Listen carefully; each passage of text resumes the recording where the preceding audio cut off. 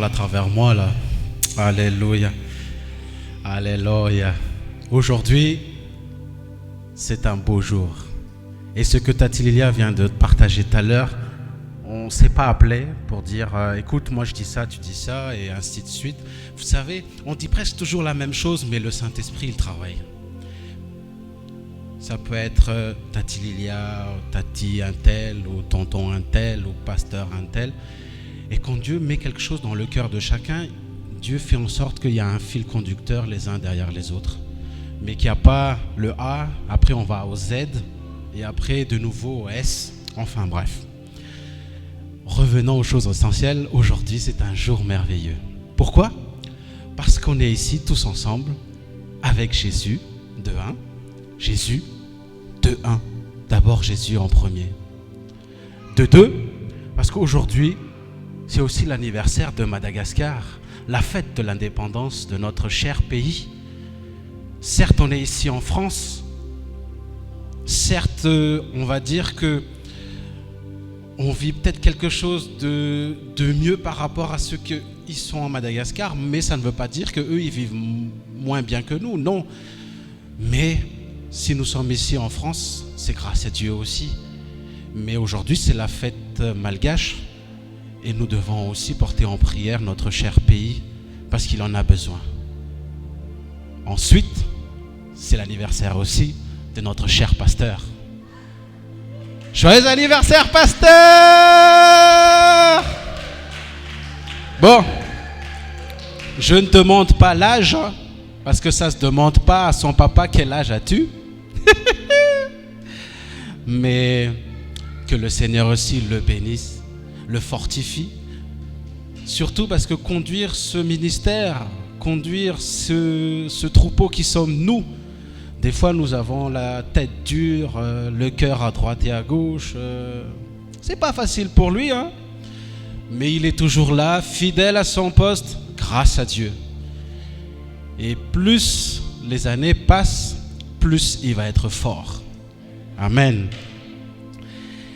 Et aussi, je ne sais pas si tout le monde a reçu le même message, mais aujourd'hui, on va dire, c'est notre dernier cours, parce qu'on est à l'école.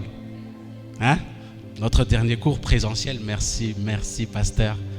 Mais ça ne veut pas dire que si c'est les vacances présentielles, c'est vacances de l'âme, c'est vacances de l'esprit, non.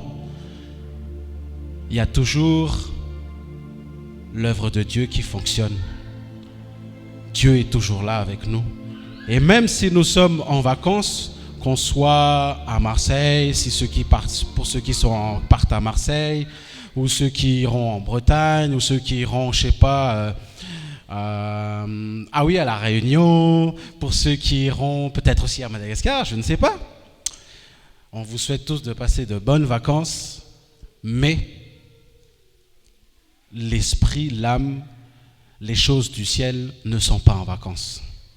Parce que le malin aussi, lui, il n'a jamais de vacances. Il travaille tout le temps. Donc, frères et sœurs, moi je suis très heureux d'être ici avec vous. Et pour vous partager quelque chose de très bien que le Seigneur m'a mis à cœur ce matin, nous allons prendre dans Romains 12, 2. Romains 12, 2. Dans le nom de Jésus. Ne suivez pas les coutumes du monde où nous vivons, mais laissez Dieu vous transformer en vous donnant une intelligence nouvelle. Ainsi, vous pourrez savoir ce qu'il veut, ce qui est bon, ce qui lui plaît, ce qui est parfait. Amen. Pourquoi j'ai dit tout à l'heure que ce que Tati Lilia a partagé, ça a un fil conducteur avec ce que je suis en train de parler avec vous aussi, parce que elle a traversé quelque chose, elle veut faire quelque chose, mais selon ce monde, on lui dit non, c'est là-bas, non, c'est par ici. Mais si on a quelque chose dans le cœur que Dieu a mis dans notre cœur, et si on écoute Dieu, ça va se réaliser. On n'est pas obligé de faire comme ce que le monde nous demande de faire, genre, si tu veux aller à ce poste, il faut que tu vas par ici d'abord, et ainsi de suite. Et même Pasteur Rodolphe, il nous a déjà aussi enseigné qu'avec Dieu, si tu veux aller là-haut, tu peux sauter toutes ces marches pour arriver là-haut. Donc frères et sœurs, et aussi pour un encouragement à Tati Lilia, t'inquiète, garde ce que Dieu a mis dans ton cœur et il va te mettre au poste où tu voudras y aller. Et pour nous frères et sœurs, vu que c'est entre guillemets les vacances, ne soyons pas comme ce monde qui dit vacances, dit on oublie tout. Moi, dans quelques semaines, je serai en vacances aussi. Et sincèrement, je n'ai pas envie de me souvenir de mon travail, de mes dossiers, de tout ce que j'ai fait. Mais quand je suis en vacances, j'ai envie de laisser tomber le travail, j'ai pas envie d'y réfléchir. Même le trajet pour aller au travail, j'ai même pas envie d'y penser. Parce que ça, c'est ouf. Et que je suis en vacances, je veux penser à autre chose. Mais nous, en tant que fils de Dieu, Dieu nous permet d'être en vacances. Dieu nous permet d'être dans le repos parce que c'est lui qui a dit le 7e jour, il s'est lui-même mis en repos. Donc, les vacances, c'est comme si on est en repos. Par contre, l'œuvre de Dieu n'est pas en vacances. L'œuvre de Dieu, elle fonctionne toujours. Donc, on a eu ce message, la présentielle n'est pas là, mais le virtuel, il existe, c'est-à-dire le téléphone. Il y aura toujours des serviteurs de Dieu qui vont partager ce que Dieu veut nous partager. Et si possible, mais vraiment, si possible, sauf si vous êtes peut-être en pleine baignade, dans l'océan, dans la piscine, et peut-être là, ça va être un peu compliqué d'avoir le téléphone sur soi et écouter le C'est Cool par téléphone. Mais si possible, restons toujours connectés à Dieu. Parce que la connexion avec Dieu, il n'y a pas de... Dieu, j'ai besoin d'une semaine de congé. Hein? Alors, peut-être Dieu, il va dire, ok, tu veux une semaine de congé, mais quand tu as les épreuves, tout ça, est-ce que tu es sûr de pouvoir traverser cette semaine de congé sans Dieu? Les épreuves? Je ne sais pas. Mais moi, personnellement, je préfère rester toujours connecté à Dieu. Même si je suis en vacances, même si je suis, je ne sais pas moi, en train de siroter un bon cocktail sans alcool. Hein? Précisons bien les choses. Mais mes frères et sœurs, ne suivons pas les coutumes de ce monde. Beaucoup de gens disent, comme j'ai dit tout à l'heure, quand on est en vacances, même les enfants aussi, hein, quand ils sont en vacances de l'école, ils oublient tout. Ils oublient tout ce qu'ils ont appris durant l'année scolaire. Et qu'est-ce qui se passe? Quand ils reprennent l'école, ben les enseignants sont obligés de refaire une petite mise à jour. Parce que pendant les vacances, les cahiers, les livres, tout ça, c'est rangé. Des fois même, c'est tellement bien rangé qu'on ne sait plus où est-ce qu'on les a mises. Mais avec Dieu, c'est pas pareil. Avec Dieu, on peut être en repos, on peut être en vacances, mais que notre connexion reste toujours connectée à Dieu. Amen, mes frères et sœurs. Il y a quelqu'un dans la salle? Allô, il y a quelqu'un? Alléluia. C'est la fête aujourd'hui, hein. C'est la fête, c'est pas... comment on appelle ça déjà? C'est pas le truc qu'ils attendent les morts, là, je sais pas quoi, là. Les quoi? Je sais pas, les mianchfat, un truc comme ça, là. Pardon? Funérailles. C'est pas le funérail aujourd'hui, c'est la fête. La fête. Amen. Donc, frères et sœurs, pour ceux qui sont aussi déjà à la maison, eux, on va dire qu'ils sont en vacances avant nous. On est toujours là. Si vous avez besoin de quoi que ce soit, appelez les pasteurs, appelez Daddy et Mom, eux ils sont toujours là. Appelez aussi les autres serviteurs, les autres pasteurs Riza, pasteur Ranch, pasteur Laz, pasteur... Tiens, je vais faire semblant que oui, je suis en train de le regarder. Pasteur, je sais que vous me regardez par téléphone. Alléluia. Qu'est-ce qu'elle a dit aussi, Tatirina, la dernière fois? N'est-ce pas? Ça, c'est la joie. Ça, c'est une belle joie, ça. Amen. Donc, frères et sœurs, je vous encourage de rester connectés à Dieu. On va peut-être pas se voir tout le temps pendant ces 2 mois-là, juillet et août, mais restez connectés à Dieu. Et moi, je vous souhaite tous de passer un bel été, de bonnes vacances pour ceux qui partent en vacances et de bonnes vacances pour ceux qui restent aussi à la maison parce que bon, il y a des gens qui ne peuvent pas partir en vacances. Mais le Seigneur est toujours avec vous. Le Seigneur vous garde. Et comme hier aussi, le pasteur Ange et pasteur Tommy qui ont partagé durant la veillée sur la paix et que la paix de Christ soit toujours avec vous. Amen. Et maintenant, nous allons accueillir la servante de Dieu. Mais avant cela, on va prier. On va prier pour ce moment. On va prier pour notre nation Madagascar, mais aussi pour cette nation malgache, parce que si Dieu nous a mis ici, parce qu'il y a un but, et que Dieu vous bénisse tous. Prions ensemble. Père Saint, dans le nom de Jésus, merci Seigneur, merci Jésus pour tout ce que tu as fait dans la vie de chacun d'entre nous. Merci Seigneur pour on va dire, cette année scolaire de 2020-2021, depuis septembre 2020 jusqu'à aujourd'hui 2021. Seigneur, nous avons appris plein de choses de ta part. Et Seigneur Jésus, que notre connexion, Seigneur, soit toujours connectée vers toi, Seigneur. Que nos cœurs, Seigneur, soient toujours vers toi, Seigneur. Que nos pensées, Seigneur, soient toujours vers toi, Seigneur. Ça ne veut pas dire, Seigneur, que si on est en vacances, et ça ne veut pas dire qu'on va te laisser. Ça ne veut pas dire aussi que tu vas nous laisser. Au contraire, tu es toujours à côté de nous. Merci, Seigneur, et que pendant ces 2 mois de repos que tu permets qu'on puisse avoir, Seigneur, que tous les enseignements que nous avons reçus de ta part restent toujours en nous, Seigneur. Qu'on le pratique, Seigneur, qu'on médite ta parole, Seigneur, comme tu nous l'as enseigné, Seigneur. Oui, Seigneur.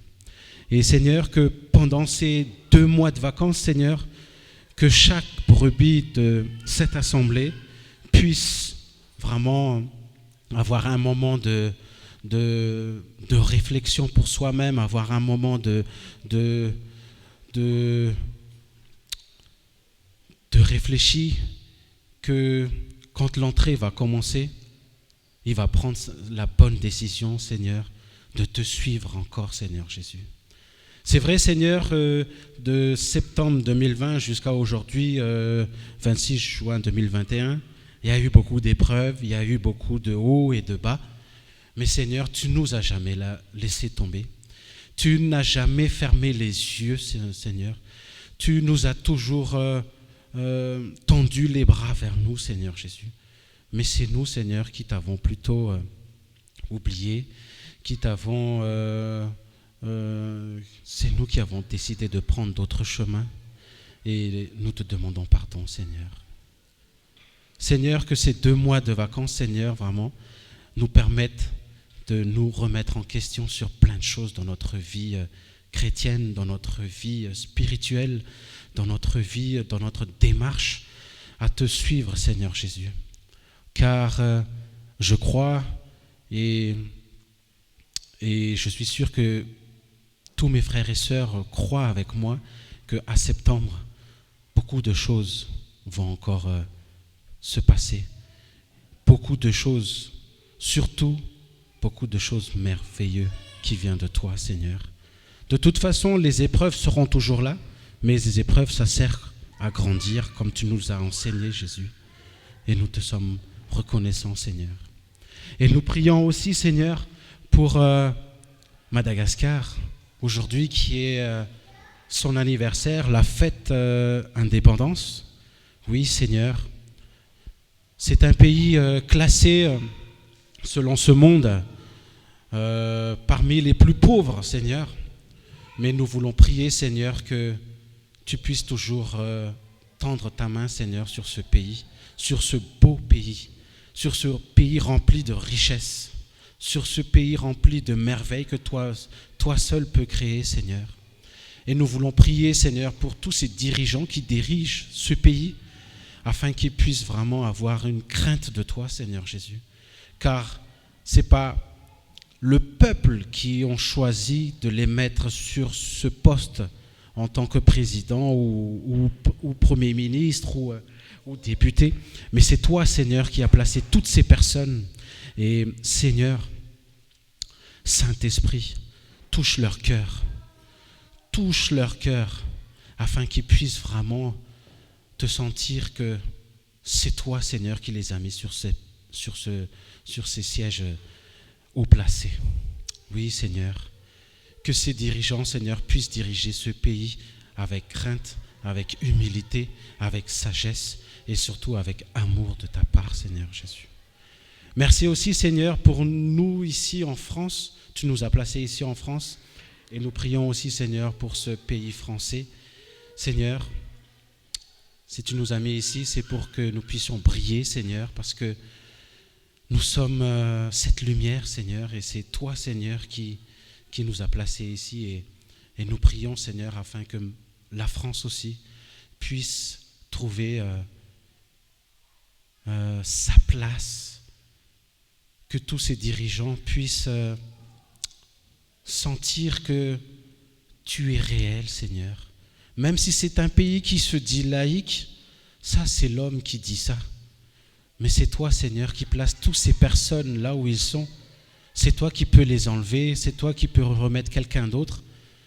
Mais Seigneur, nous faisons appel à toi, Seigneur. Et que s'il y a une personne qui se dit chrétien et arrive dans ces endroits haut placés, qu'ils puissent tenir leur engagement envers toi, Seigneur, et montrer que, Seigneur, tu existes. Et que tous ces pays dans ce monde, Madagascar, la France en particulier, c'est toi, Seigneur, qui nous a placés dans ce monde. C'est toi, Seigneur, qui nous reprend aussi après.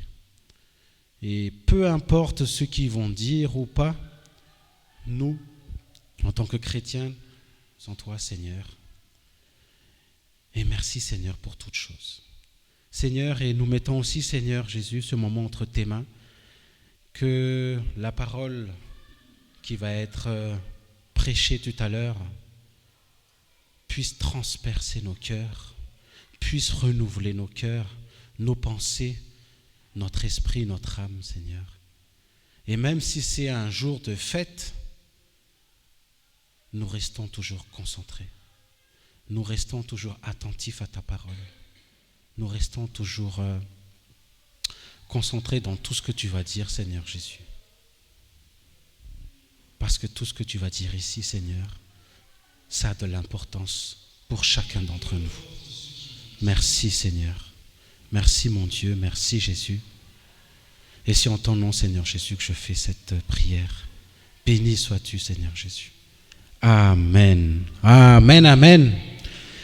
Accueillons avec un applause notre cher pasteur Mirinj Mom.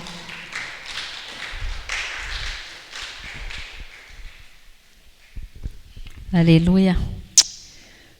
Merci Jésus. Merci Doc. Merci à tous. Dis à ton voisin, c'est une joie d'être là. Amen. Dans le psaume 102, 100 verset 2, pas 102. Hein. La parole de Dieu dit, servez l'Éternel avec joie, venez avec allégresse en sa présence. Amen.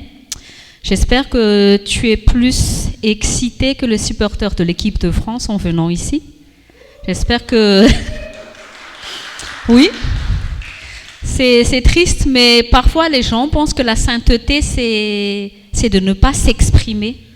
Mais c'est faux. Quand tu lis les psaumes, Dieu aime quand tu chantes pour lui, Dieu aime quand tu cries pour lui, Dieu aime quand tu montres ton sourire, tes dents dans sa présence. Parce que la joie, c'est être saint. Être saint, c'est ne pas être sérieux et boudé. Non. Il faut que quand on vient en présence de Dieu, nous avons vraiment cette joie pour montrer que nous venons ici pour Dieu. Nous ne venons pas ici pour l'ambiance, non. Nous venons ici pour Jésus-Christ. Qu'importe ce que tu vois autour de toi, ce que tu ne vois pas autour de toi, qu'importe qui tu vois ou qui tu ne vois pas, l'essentiel est que quand tu es là, tu seras capable de voir Jésus. Parce que quand, dans la présence de Dieu, Jésus, il ne voit pas les instruments. Jésus, il ne voit pas toutes les choses qu'on pense faire. Parfois, on dit, ah oui, on va faire de la bonne musique pour Dieu. C'est ton cœur que Dieu veut voir. C'est ta motivation que Dieu voit.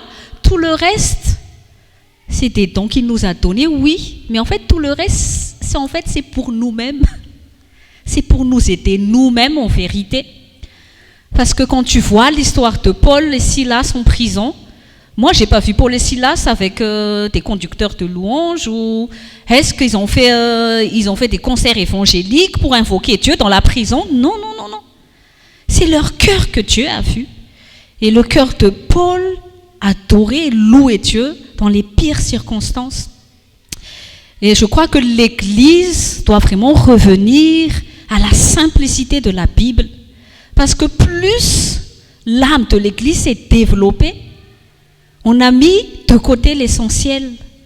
Et c'est quoi l'essentiel? Le Saint-Esprit. Et nous devons faire très attention dans notre génération où l'Église, l'âme de l'Église, a été capable de faire beaucoup de choses extraordinaires, comme dans le monde. Sachez bien que dans le monde, on attire les gens par les choses extérieures. Quand tu fais des concerts, quand tu fais les choses, la publicité, c'est comme ça que Satan a attiré le regard d'Ève. Elle a attiré son attention par ses yeux. C'est pour ça que dans le monde, quand on veut te faire acheter quelque chose, qu'est-ce qu'ils exploitent? C'est ton âme qu'ils exploitent. C'est tes yeux, ton toucher, tes oreilles. Mais dans le royaume de Dieu, quel est le premier moyen que l'Église doit s'appuyer? C'est le Saint-Esprit. Et qu'importe les choses merveilleuses que l'Église peut faire, mais si c'est indépendamment du Saint-Esprit, c'est très dangereux pour cette Église-là. Et je crois que nous devons apprendre à nos enfants, apprendre à l'Église de connaître Jésus d'abord dans le secret, là où il n'y a rien. Et c'est ça ce qui est bien quand tu es dans le désert. Quand tu es dans le désert, personne va te... C'est dans le désert, si vous avez bien suivi cette semaine, c'était la leçon que Pasteur Otov nous a apporté, que Dieu a apporté à travers son serviteur. C'est dans le désert qu'on reconnaît si tu as une intimité ou pas avec Dieu. C'est facile quand tu es dans une assemblée où tout le monde acclame Dieu, tout le monde crie Dieu, tout le monde loue Dieu, ça a l'air génial. Mais quand tu es dans le désert, comment tu es avec Dieu? Est-ce que tu es capable de voir Dieu? Là où personne n'acclame, là où personne crie, là où personne loue. Parce qu'une personne qui aime le football, qui aime vraiment le football, qu'il soit dans le terrain ou seul dans son salon, moi je peux te dire qu'il va crier seul dans son salon. Sa passion, bien sûr, il sera encore plus excité s'il y a d'autres supporters avec lui que s'il est dans l'ambiance du stade. Mais moi je peux te dire que, moi j'ai déjà vu à la télé et tout, les gens qui ont vraiment de la passion pour le football, même s'ils sont seuls sur son canapé, ils crient seuls là, et quand aussi la France marque un but, ils crient « Waouh !» seul dans son salon. Et moi, j'aimerais te dire, s'il n'y a pas tout ça autour de toi, s'il n'y a pas la louange, s'il n'y a pas la conducteur de louange, s'il n'y a pas quelqu'un pour te réveiller, pour te dire, allons prier, ou on va chanter, on va adorer, Comment tu es seul avec Dieu? Comment ton état dans le désert? Est-ce que tu as cette joie, cette allégresse en permanence? Amen. Parce que c'est là que tu vas savoir l'authenticité de ta consécration à Dieu. L'authenticité de ton amour pour Dieu. Parce que si c'est à l'intérieur que ça bouille, tu ne peux faire les choses extérieurement. Ça va aller naturellement, les choses que tu vas faire extérieurement. Tu ne seras plus cette personne qu'on va forcer. Viens, on va aller au sécoul. Viens, on va faire la veillée. Mais si ce sont les choses extérieures qui vont te motiver, pose-toi la question, est-ce que tu es bien pour sillonner avec Jésus? Pose-toi la question, est-ce que tu aimes réellement Jésus? Ou est-ce que tu aimes être avec l'Église? Tu aimes chanter avec l'Église ou tu aimes chanter pour Jésus? Quand tu vas à l'Église samedi, dimanche, qu'est-ce qui anime ton cœur réellement? Qu'est-ce qui anime ton cœur réellement? Est-ce que tu te dis, ah c'est samedi aujourd'hui, on va laisser couler? Parce que moi je te dis, quand toi tu vas aller travailler, parfois tu te sens malade, parfois tu te sens fatigué, mais tu te lèves quand même parfois tu n'as pas envie. Tu arrives à l'heure, tu te prépares pour bien faire. Pourquoi? Parce qu'il y a ton salaire, il y a la récompense du salaire. Amen. Et nous, comment sommes-nous? Est-ce que nous désirons Dieu au point où nous nous préparons mieux que pour toutes choses que nous voulons? Nous nous préparons pour les choses terrestres. Comment sommes nos cœurs avant de venir ici? Est-ce que c'est juste une habitude? Ou est-ce que tu te dis, ça fait longtemps que je ne suis pas venue le samedi, je n'ai pas envie de recevoir les SMS du pasteur? Oui, parce que là, on se connaît tous, donc il peut faire le présentiel. Mais j'ai rigolé avec lui, j'ai dit, tu sais, un jour, on sera 2000 personnes, tu ne pourras plus faire le présentiel. Mais viendra ce jour où il n'y a aucun serviteur de Dieu qui va te dire, tu es où? Personne ne va te réveiller de ton lit pour t'envoyer un SMS. Paul, il n'a jamais eu d'SMS. T'as un pasteur qui le dit, ça va Paul, la nourriture là? Les enfants de la foi de Paul, en ce temps, Paul envoyait un courrier. Et moi, je peux te dire qu'en ce temps, je ne sais pas comment, ça a duré peut-être 6 mois avant qu'un courrier arrive chez toi. Et qu'est-ce qu'il y avait dans son courrier? C'est les SMS que toi, tu reçois tous les jours. Eux, ils le reçoivent peut-être une fois par an.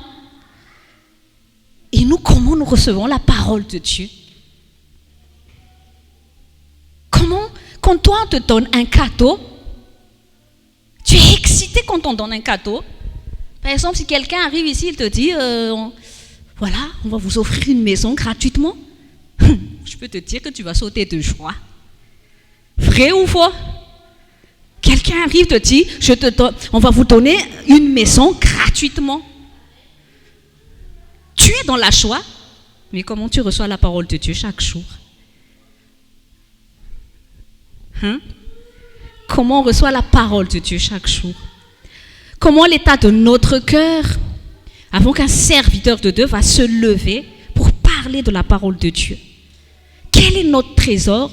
Jésus a dit, là où sera notre cœur, là est notre trésor. Aujourd'hui, le Saint-Esprit pose la question à nous, moi-même.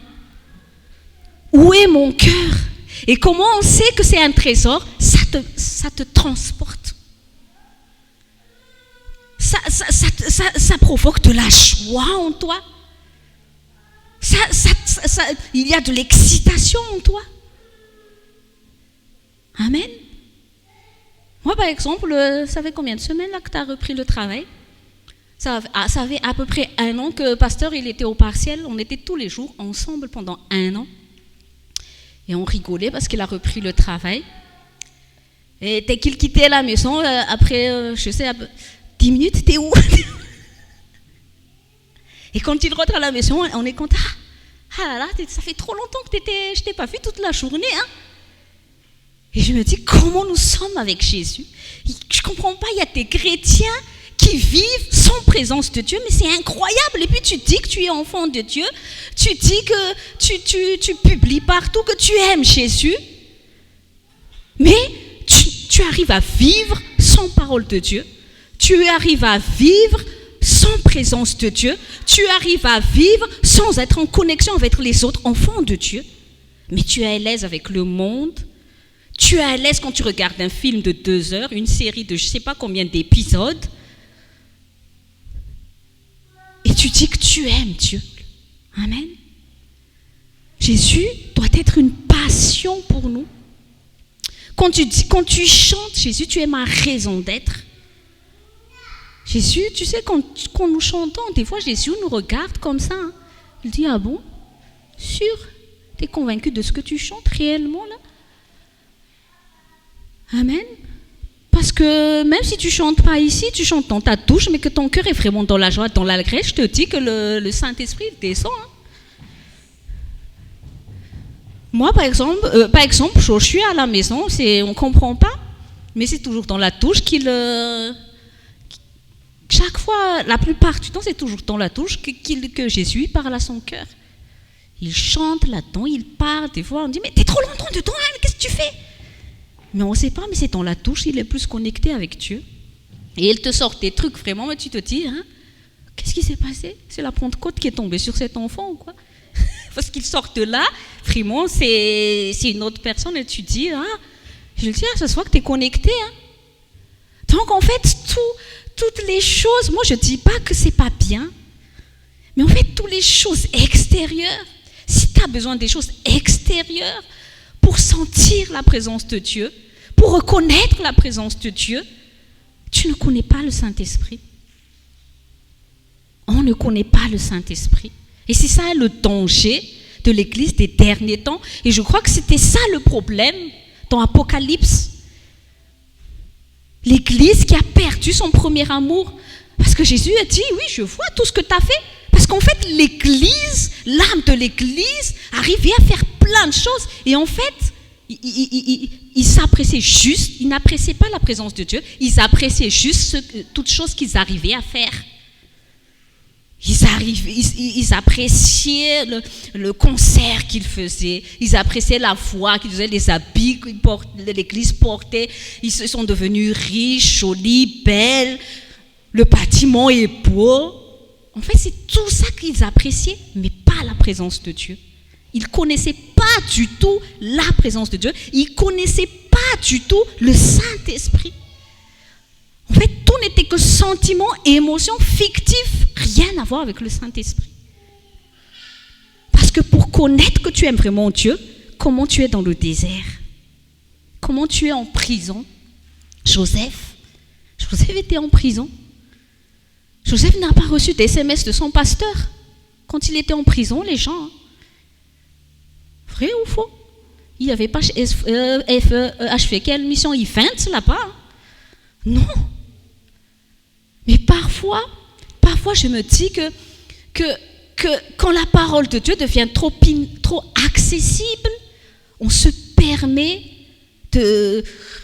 ça devient comme si ça n'a pas de valeur. Parce que c'est la nature humaine. Quand les choses deviennent trop accessibles, l'homme considère ça comme inintéressant. Mais le jour vient quand ça devient Moi, je te dis, c'est dans les pays les persécutés, c'est là-bas où tu vois plus de chrétiens en feu. Parce qu'on interdit les réunions des assemblées des saints là-bas, on interdit la parole de Dieu, mais c'est là-bas où tu vois les gens les plus en feu pour Jésus-Christ. C'est là-bas où il y a des gens qui arrivent à mourir, qui n'ont pas peur de mourir pour rejoindre des églises souterraines, des églises en cachette. Regardez l'histoire de l'église primitive. Quand ça a commencé la persécution, les églises dans les maisons, mais les gens, tu sais que là, toi, tu viens librement, là, tu es à l'aise, tu viens ici au temple, personne ne te persécute. Et comment est l'état de notre cœur? On a la liberté de pouvoir chercher. On est encore dans un temps où on est libre de chercher Jésus-Christ. Mais quand viendra ce temps, il y aura un temps, et avec les choses qui se passent, toutes les lois que les pays sont en train de voter en ce moment, si tu remarques, ce sont des lois antichrist. En fait, ils sont en train de travailler pour que les valeurs chrétiennes deviennent interdites. Et l'église se pavane, l'église chante. L'église ne discerne pas dans quel temps nous sommes. Amen. Et nous sommes dans un temps où Dieu veut voir notre authenticité. Il y a des gens qui disent chrétiens, mais ils continuent de vivre comme les gens mondains. Une fois, le Saint-Esprit m'avait dit, pourquoi tu es devenue chrétienne si tu as toujours une envie de devenir comme le monde? Oui, pourquoi tu es devenu chrétien? Pourquoi tu as donné ta vie à Jésus si c'est pour continuer à être comme les gens du monde? Pourquoi se faire baptiser si après tu veux encore te nourrir des choses du monde? Et c'est l'orgueil, de par l'orgueil, on se dit oui, mais la sœur là, j'ai pas envie de la voir. Mais quand tu viens ici, c'est pas la sœur que tu veux voir, c'est Jésus. C'est pas le frère, c'est Jésus. Amen. Dans le stade de foot, par exemple, il y a les supporters de l'équipe A, il y a les supporters de l'équipe B. Ils n'ont pas envie de se voir. Hein. Mais pourquoi ils viennent là? Ils viennent là pas pour voir les supporters de leur adversaire. Non, ils viennent là pour voir le match. Mais il y a que dans l'église où, non, je ne vais plus venir dans l'assemblée parce qu'à cause d'un tel ou à cause de tel. C'est triste, les gens. Parce que nous ne sommes pas focus sur Jésus-Christ. Je crois que Dieu m'a mis à cœur de nous dire à tous, afin que nous nous posons les bonnes questions, pourquoi nous sommes là? Est-ce que Jésus, vraiment, est le trésor de notre cœur? Est-ce que Jésus est le trésor vraiment de notre cœur? Est-ce que notre chrétienté est vraiment authentique? Amen. Parce que Jésus, ce n'est pas un collier, ce n'est pas une écriture juste sur un t-shirt. Jésus, ce n'est pas une option de vie. Jésus, c'est pas un trait de caractère sur une carte d'identité, comme sur Facebook. C'est pas un de tes caractères de ton profil, où on a ton nom, ton prénom, ta date de naissance, ta religion. Et puis tu dis Jésus, Jésus ne fait pas partie de ta vie. Jésus n'est pas une option de vie. Jésus est la vie. Amen. C'est pas un Jésus que quand ça me plaît aujourd'hui, c'est un jour pour Jésus, je porte Jésus. Ah, demain, je suis plutôt salarié, je suis plutôt maman, je suis plutôt papa, je suis plutôt tel ou tel. Jésus, je le réserve pour que quelque temps là-bas. Non. On ne devrait pas avoir de vie en dehors de Jésus-Christ. Et surtout dans notre génération, les générations de l'image. Moi, il y avait vraiment un moment où je me suis posé la question, je crois que je suis dans l'image, mais pas dans l'être de la vie chrétienne. Parfois, on prend tellement de plaisir à dire qu'on est chrétien sur Facebook. Mais un jour, le Saint-Esprit m'avait dit comment tu es tous les jours ta vie chrétienne. J'ai commencé à travailler sur l'être. J'ai commencé à toujours dire comment Jésus me voit en ce moment. Est-ce que le ciel a un legs quand il voit ma fille, quand il voit mon cœur, quand il voit mon mariage? Est-ce que le ciel fait ça? Oui. Qu'importe ce que les gens pensent de toi. Les gens du dehors, quand vous me regardez, peut-être que vous vous dites « Ah, Mom, Tati, c'est vraiment une famille chrétienne, waouh. » Mais ça n'a pas de valeur. Quand Jésus arrivera au ciel, ce n'est pas ça qui va être dit. Je vais dire à Jésus, ah quand même, t'as vu, il y a plein de gens qui ont fait des likes, beaucoup de chrétiens qui ont vu des likes sur notre vie de famille sur Facebook. Tout le monde a vraiment vu qu'on t'aime. Hein? Jésus va dire, ah bon, ça compte pas ça? Mais Jésus, quand il te regarde, quand il regarde mon cœur, quand il regarde ton cœur, est-ce qu'il est content de voir ce qu'il voit? Amen. Nous devons vraiment faire attention. Surtout dans les derniers temps, et nous sommes vraiment dans les derniers temps, parce que rien ne va. Ne me dis pas que oui, on va aller à Mars, rien ne va. Les maisons s'écroulent. Maintenant, là, on est en été, mais j'ai l'impression qu'on est en automne. Le Covid s'arrête un peu, le Covid revient un peu, variant, pas variant. Le monde va de mal en pis. Et si tu es chrétien, si tu connais les Écritures, ne pense pas que ça va juste aller comme ça. Non. Tu dois toujours avoir cet état de cœur qui te dit, waouh, je veux me préparer pour le retour de mon roi. Amen. Chaque jour, je me pose la question. Il peut arriver maintenant. C'est une bonne nouvelle pour celui et celle qui se sont préparés. Mais si tu ne t'es pas préparé, c'est une mauvaise nouvelle pour toi. Hein. Parce que les choses mauvaises qui arrivent en ce moment, c'est rien à côté de ce qui va se passer après, c'est rien. C'est rien. Les persécutions qui existent déjà, c'est rien. Amen. Et nous devons vraiment vivre à reconnaître l'éternité chaque jour. Amen.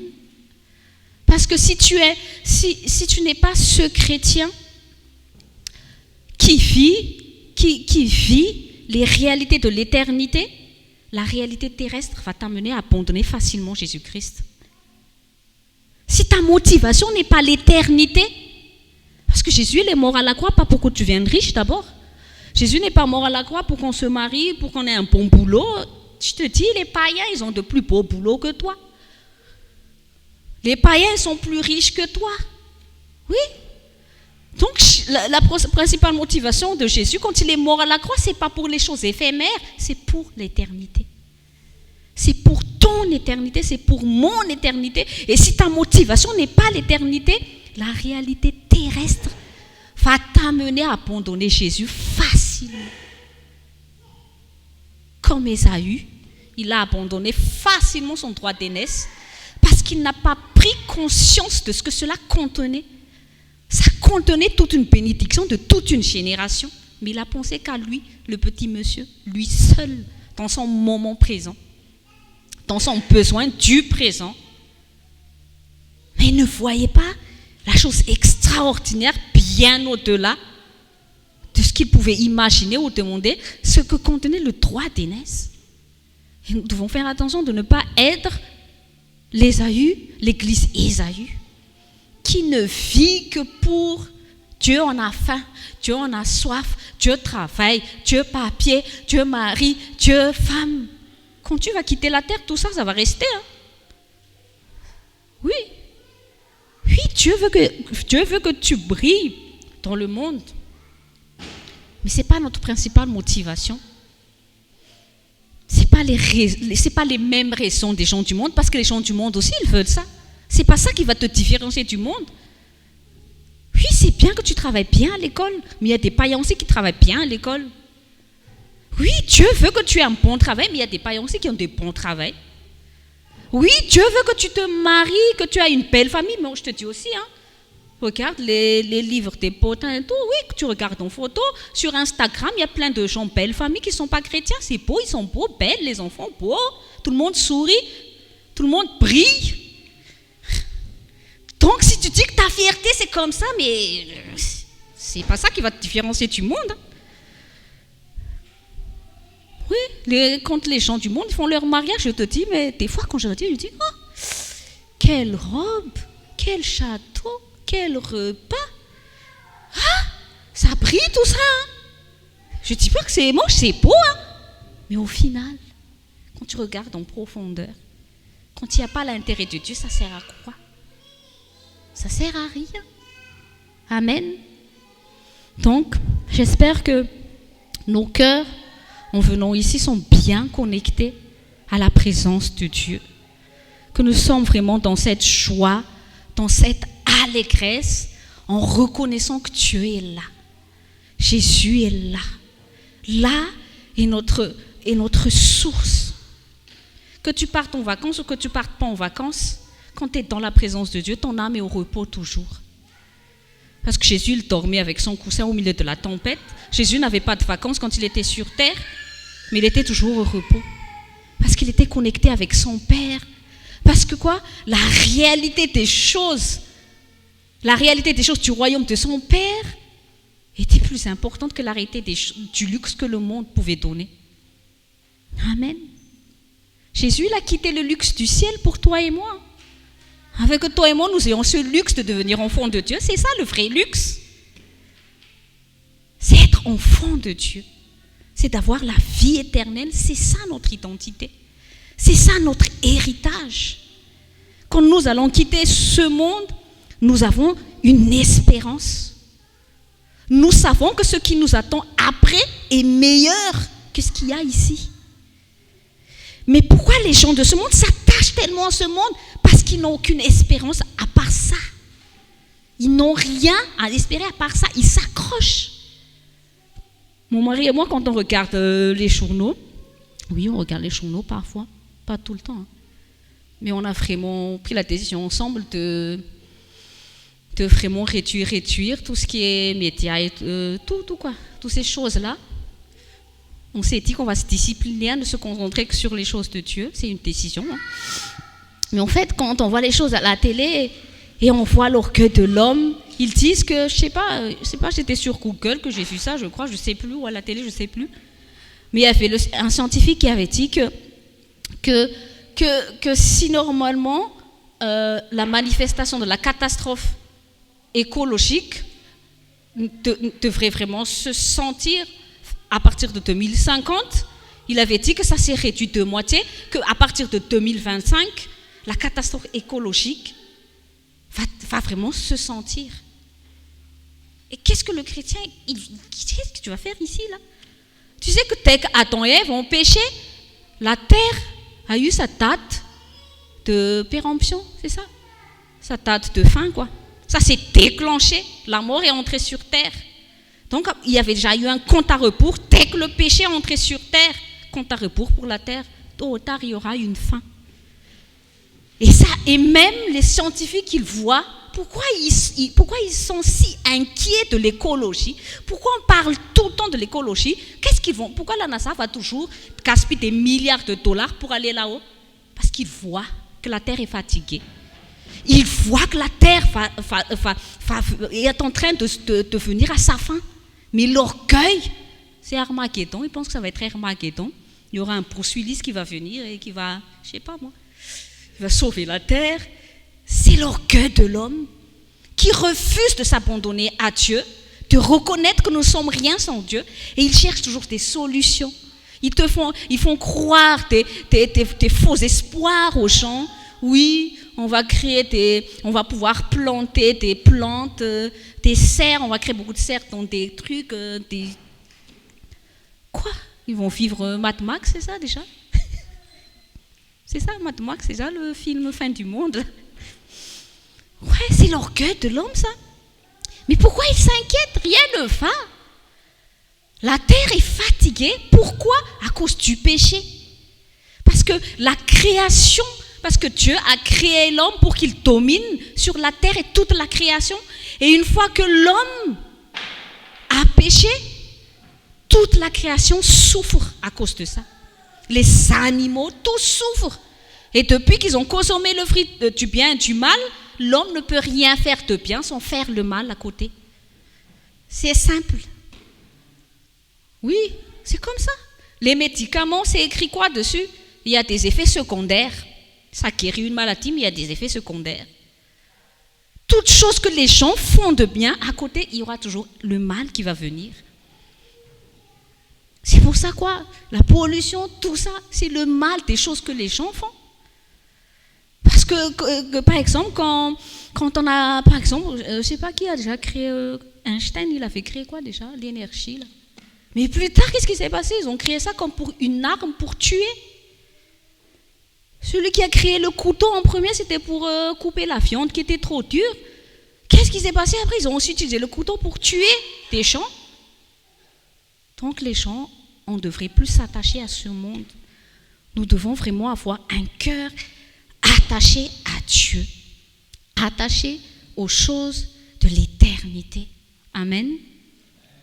Nous allons ouvrir notre Bible, notre trésor. C'est ça, notre trésor, c'est la parole de Dieu. Nous devons prendre conscience chaque fois que tant qu'on a la parole de Dieu, on a la vie en abondance. C'est notre trésor. Certes, il peut coûter 3 € au FNAC, mais très peu connaissent ce qu'il contient. Amen. Matthieu chapitre 7, Matthieu chapitre 7, versets 24 à 27, au nom de Jésus. Pardon. Matthieu chapitre 7, versets 24 à 27, au nom de Jésus. C'est pourquoi quiconque entend ces paroles que je dis et les met en pratique sera semblable à un homme prudent qui a bâti sa maison sur le roc. La pluie est tombée, les torrents sont venus, les vents ont soufflé et se sont jetés contre cette maison. Elle n'est point tombée parce qu'elle était fondée sur le roc. Mais quiconque entend ces paroles que je dis et ne les met pas en pratique sera semblable à un homme insensé qui a bâti sa maison sur le sable. La pluie est tombée, les torrents sont venus, les vents ont soufflé et ont battu cette maison. Elle est tombée et sa ruine a été grande. Amen. Là, la parole de Dieu nous révèle le secret d'un foyer inébranlable et indestructible, qu'importe les difficultés de la vie. Amen.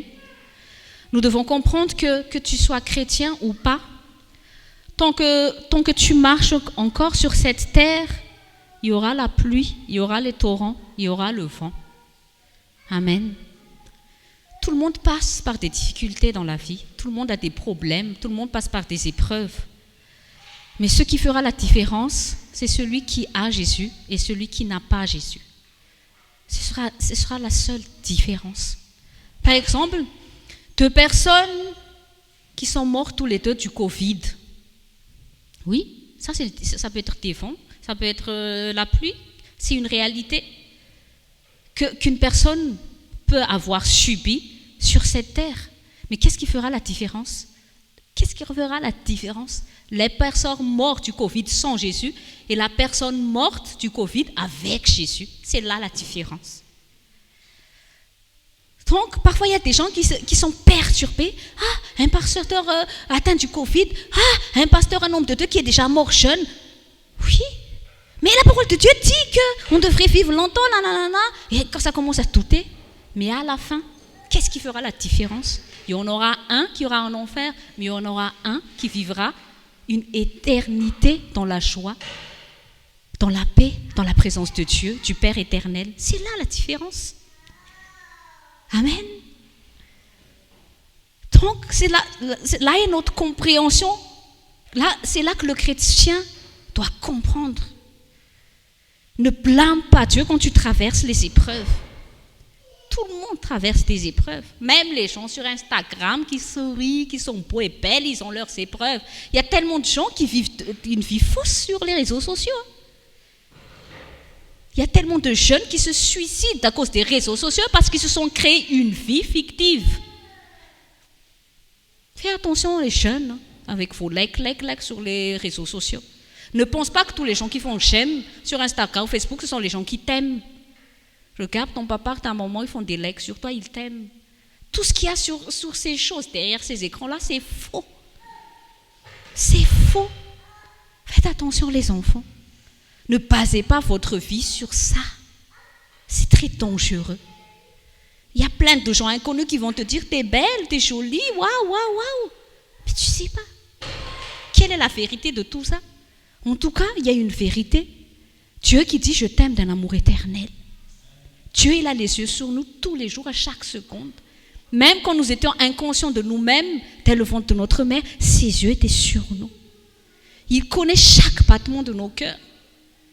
C'est lui qui maintient tous tes neurones, tes milliards de veines, tout ce qui se passe à l'intérieur de toi. Qui connaît? Dieu. Et chaque jour, chaque seconde de notre vie, il a envie que nous prenions conscience qu'il nous aime tellement. Amen. Nous vivons dans un monde où il y a tellement de gens qui manquent d'amour. Et plus encore avec les réseaux sociaux. Il y a tellement tellement de générations qui fuient derrière les écrans parce que dans leur foyer, ils n'ont plus d'amour. Dans leur foyer, il n'y a plus la joie. Il n'y a plus la vraie vie, que tellement de gens se créent des faux choix, des fausses vies sur les réseaux sociaux. Il y a tellement de gens qui pensent qu'ils sont aimés quand ils reçoivent des pouces là-bas. Vous savez qu'il y a des gens qui ne dorment pas, qui regardent leurs notifications, est-ce qu'ils ont reçu des pouces ou pas? Oui. Mais nous les enfants de Dieu, nous l'Église de Christ, nous devons revenir à une vraie vie authentique avec Dieu. Amen. Et Jésus nous a dit ici que quoi? Que oui, Jésus ne nous cache pas que c'est pas parce que tu as donné ta vie à Jésus que tout va devenir rose, non? Que quand tu vas donner ta vie à Jésus, ça c'est un faux mensonge. Il y a un serviteur de Dieu, un chrétien qui te dit « Allez, fais-toi baptiser parce que après tout ira bien. Tout sera fantastique quand dans les bisounours, tout est rose, tout est bleu, il y a toujours le soleil tout le temps. » Non, c'est pas ça. Mais il y a une chose. Tu traverses la tempête, tu traverses le vent, il y a la pluie dans ta vie, il y a une promesse que Dieu dit, je serai avec toi. Si tu traverses les eaux, je serai avec toi. Si tu traverses le feu, je serai avec toi. Je serai présent en tout temps pour toi. Tu pourras toujours t'accrocher à moi. Je ne te laisserai pas tomber. Oui, il y a des tribulations dans le monde, mais sache que moi, je les ai vaincues. Amen. Et c'est ça notre roc. Jésus est notre roc. Jésus, c'est celui qui ne change pas. C'est ce roc qui est stable. Son amour ne varie pas. Sa puissance ne varie pas. Sa bonté ne varie pas. En dehors de Jésus, tout est changeant. Même ton mari, même ta femme, même ton pasteur, même, je te le dis. Parce que eux aussi, ils subissent les vents et les tempêtes.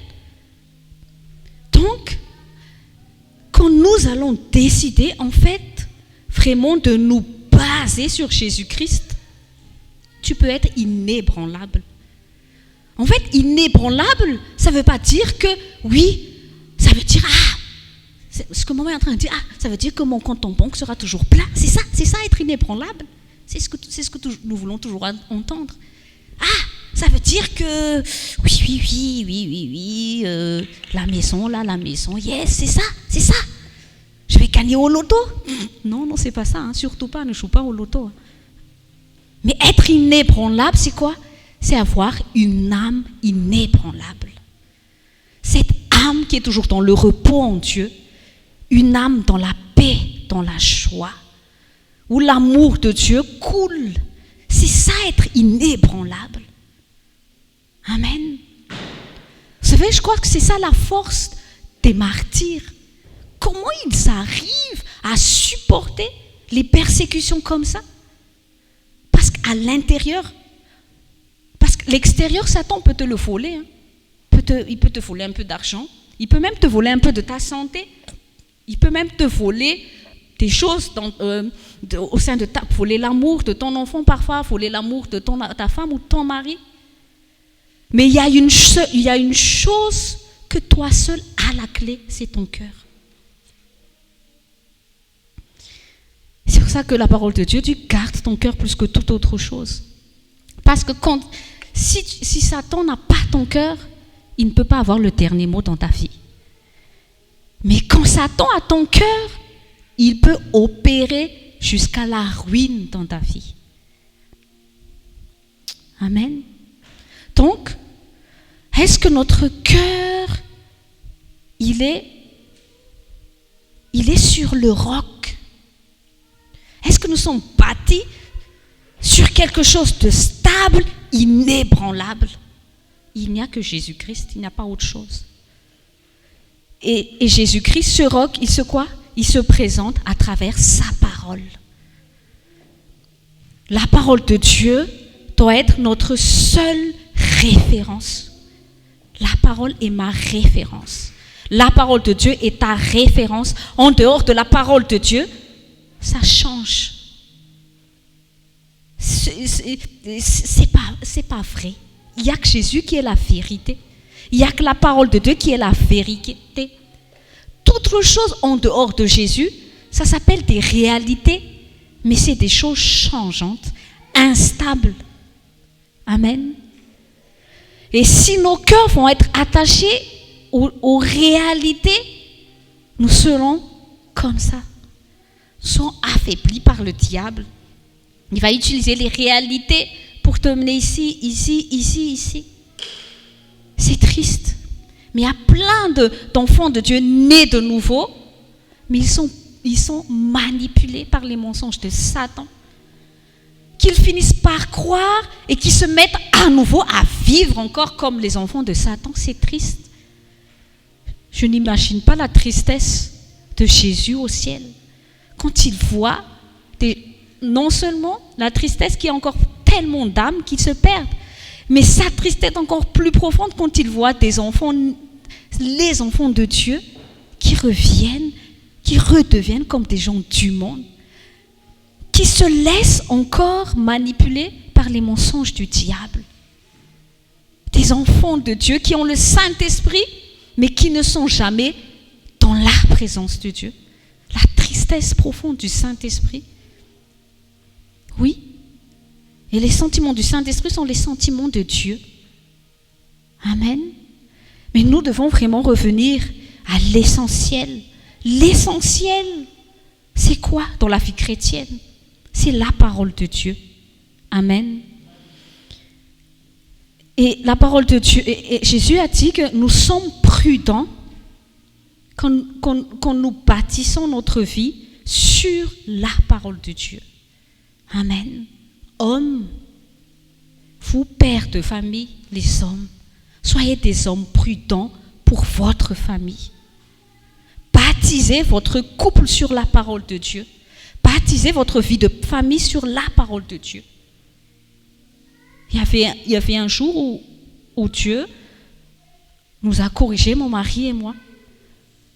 Il nous a réprimandé sur le fait que, oui, mon mari a son endroit secret à lui, moi j'ai mon endroit secret à lui, mais il y avait une semaine où les seuls moments où la famille se réunissait en présence de Dieu qu'ici. C'est triste. Dieu a dit, mais c'est pas normal. Avant d'être le berger de l'église, tu es d'abord le berger de ta famille. Nous disons chrétiens, mais jamais la famille se réunit autour de la parole de Dieu chaque jour. C'est triste, les gens. On arrive à se réunir devant le journal de 20h tous les jours en mangeant, on regarde la télé, nanana. On se réunit, je ne sais pas, sur le foot, sur un film qui dure 2-3 heures, mais on a du mal à se réunir en famille au milieu de la parole de Dieu. C'est triste. Dieu a dit c'est triste. Et depuis ce jour, mon mari et moi, on s'est dit, c'est plus possible là. C'est mauvais. Chaque jour, on a un culte familial où même les enfants, moi je peux vous dire que depuis on a eu ce culte familial, Dieu parle à travers mes enfants. Ils le savent. Hein? Ils sont devenus des sources d'encouragement que Dieu a utilisées. On prie ensemble. Dès qu'il y a des soucis, on se réunit, on va prier ensemble tout de suite. Oui, parce que nous sommes fondés sur Jésus-Christ d'abord. Ce qui fait que notre famille est indestructible, c'est Jésus-Christ. C'est ça qui doit nous réunir dans le foyer. On ne peut pas juste dire qu'on est en famille, on est chrétien parce qu'on vient ici seulement en famille. Non. Est-ce que Jésus est le centre d'intérêt de notre foyer, du couple? Est-ce que nous sommes ce couple chrétien qui s'agenouille ensemble pour prier?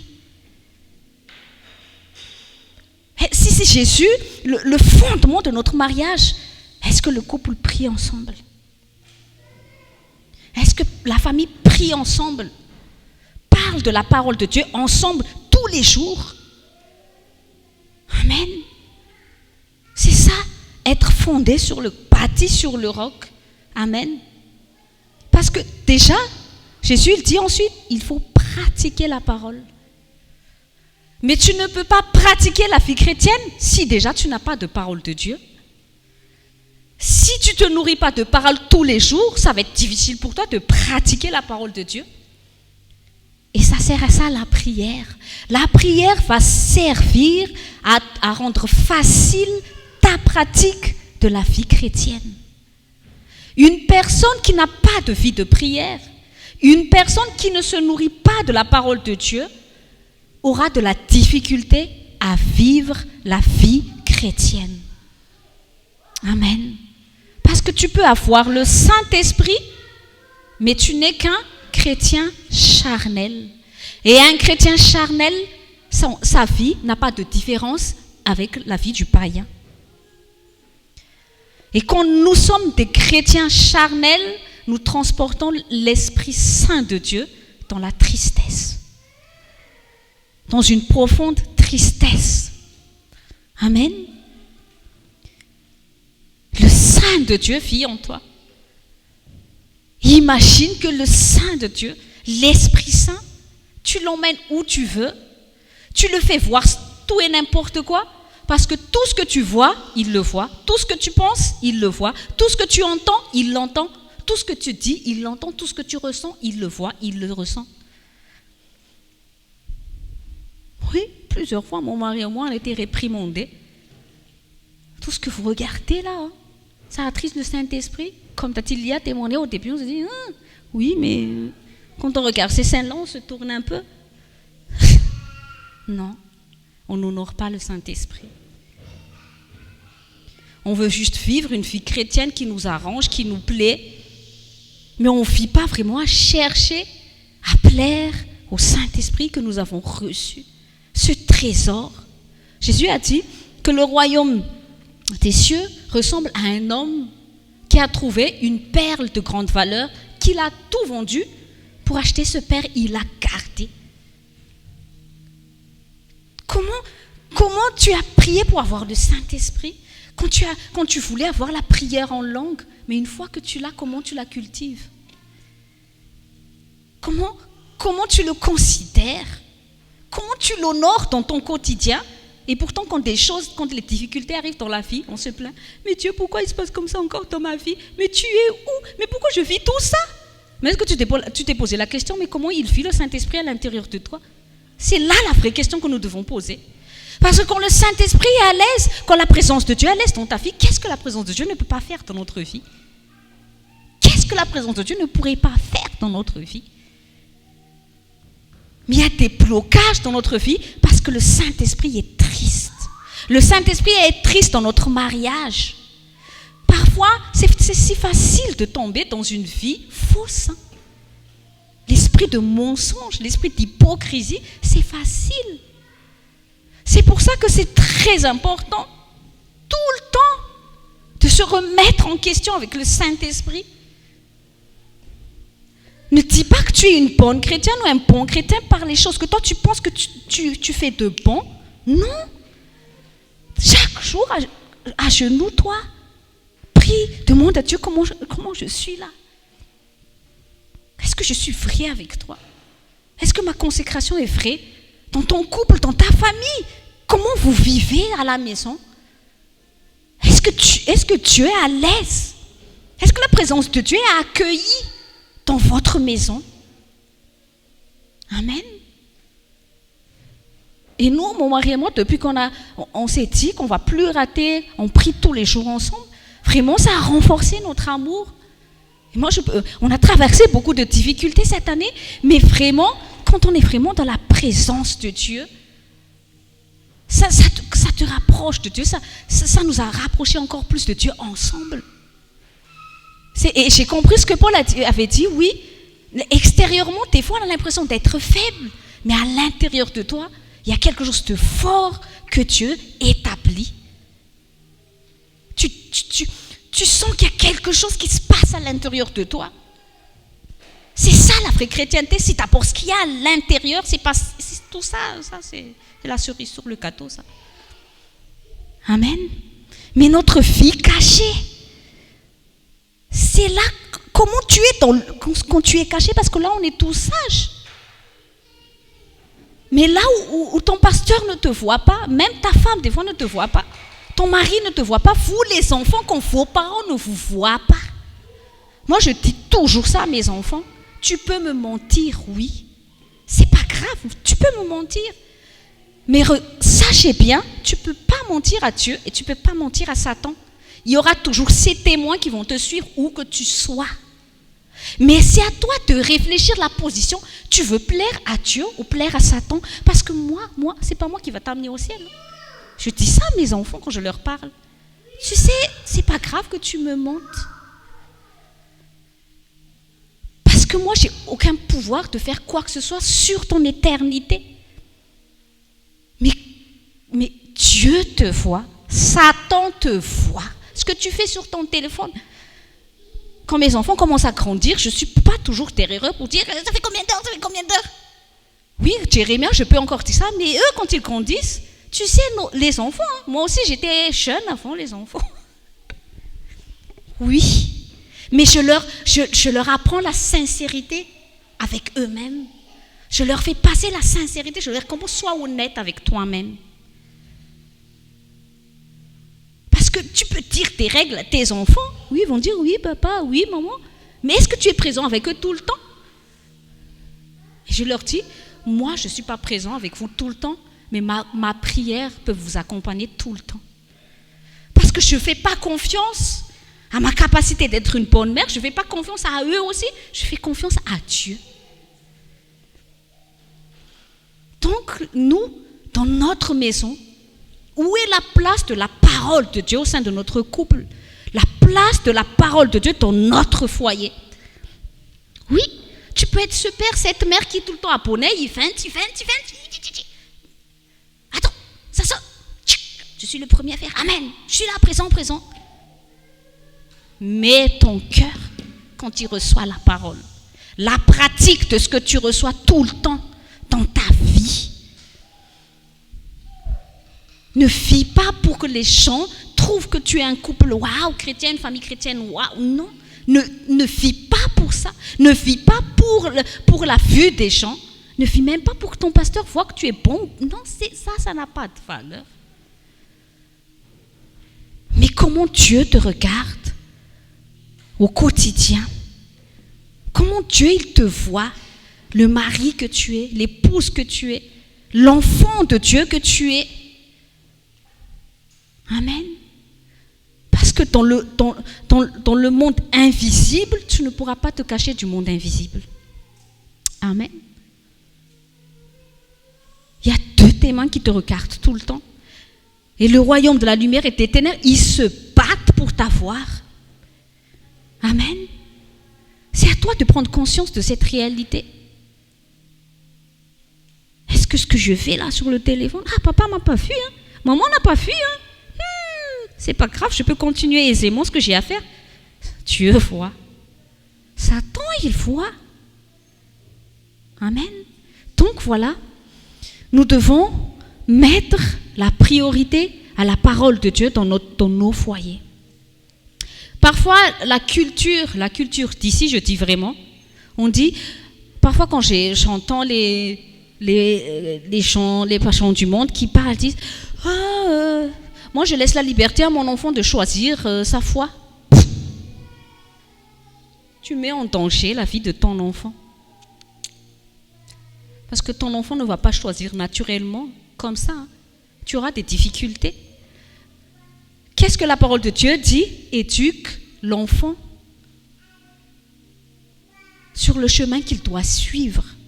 Même les psychologues disent que la base de l'éducation d'un enfant, pour tout ce qu'il sera plus tard, ça commence entre 0 à 3 ans. C'est la base de l'éducation. C'est les psychologues qui disent ça. Hein. Et spirituellement, même ça commence déjà dans le ventre de la maman. Mais déjà, je ne vais pas prendre ça en compte, mais je vais prendre les 3 premières. Regarde comment la société nous forme. À 1 mois, on envoie déjà l'enfant à la crèche, chez la nounou. Qui éduque ton enfant toute la journée? C'est la nounou. C'est la crèche. Et quel principe régit la crèche ou la nounou? C'est le monde. Et toi, tu vas dire, je vais attendre qu'il soit bien conscient pour parler de Jésus. Tu ne parles pas de la parole de Dieu à la maison. Au moins 8 heures, il est avec le monde. Tu ne sais pas tout ce qu'il bouffe pendant 8 heures là-bas dans le monde. Et toi, à la maison, encore, de quoi vous vous nourrissez à la maison? Le journal télévisé, les films. Je sais pas qu'est-ce qu'ils regardent. Et s'il n'y a pas un repère que tu donnes à tes enfants, c'est normal qu'ils vont vouloir goûter les choses. Ils n'ont pas de repère. Parce que le foyer chrétien doit être un repère pour chaque individu qui y vit. Et regardez bien comment Satan détruit le monde. Il a détruit le mariage. Et qu'est-ce qui se passe dans les derniers temps? L'image de la famille est détruite. Il n'y a plus de papa, maman, il n'y a plus de mariage, il y a maintenant deux papas, deux mamans. Je n'ai même plus avant dit bon. Il y a même, je ne sais pas, j'ai déjà vu à la télé, il y a des couples triples qui vivent ensemble. Mais on voit de tout maintenant, les gens. Tout ce qui était impensable, tout existe maintenant. Et l'Église voit ça, il continue de oui, pasteur, on a ensuite un message, tout va bien. Tu n'as pas de repère dans ta vie. Ça sert à ça aussi, l'Église locale. Ça sert à ça d'avoir des pasteurs.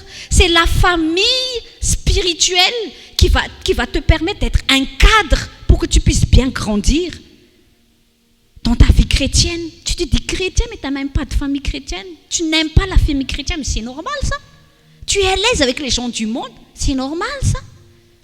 C'est normal ça. Et tu te dis chrétien, tu te dis oui, ça va, tout va bien, t'inquiète pas. Et tu crois que quand Jésus va arriver, ça va, Jésus, ça va. Non, ça va pas. Parce que quand tu prends le temps vraiment d'étudier la parole de Dieu, tu te dis non, c'est ça le cadre que Dieu veut que je vive. Amen. Parce que regardez les gens quand ils font, tu voyais, quand il y a les radars, tout le monde freine. Mais quand il y a les radars, on accélère. C'est comme ça, un chrétien qui ne mange pas la parole, ils n'ont pas de radar dans leur vie, aucun cadre. Ils ne savent même pas qu'ils sont sur l'autoroute de l'enfer. Tout va bien, pasteur. 10 obstacles, Dieu est avec nous. Alléluia. Oui, vous voyez tous ces gens qui ne respectent pas le code de la route, ils n'ont pas tous des accidents. Mais ça ne veut pas dire qu'ils sont bien dans ce qu'ils font. Ce n'est pas tous les gens qui ne respectent pas le code de la route qui sont arrêtés par la police. Il y a beaucoup de chrétiens qui sont comme ça. Dieu ne m'arrête pas, ça veut dire que c'est la volonté de Dieu.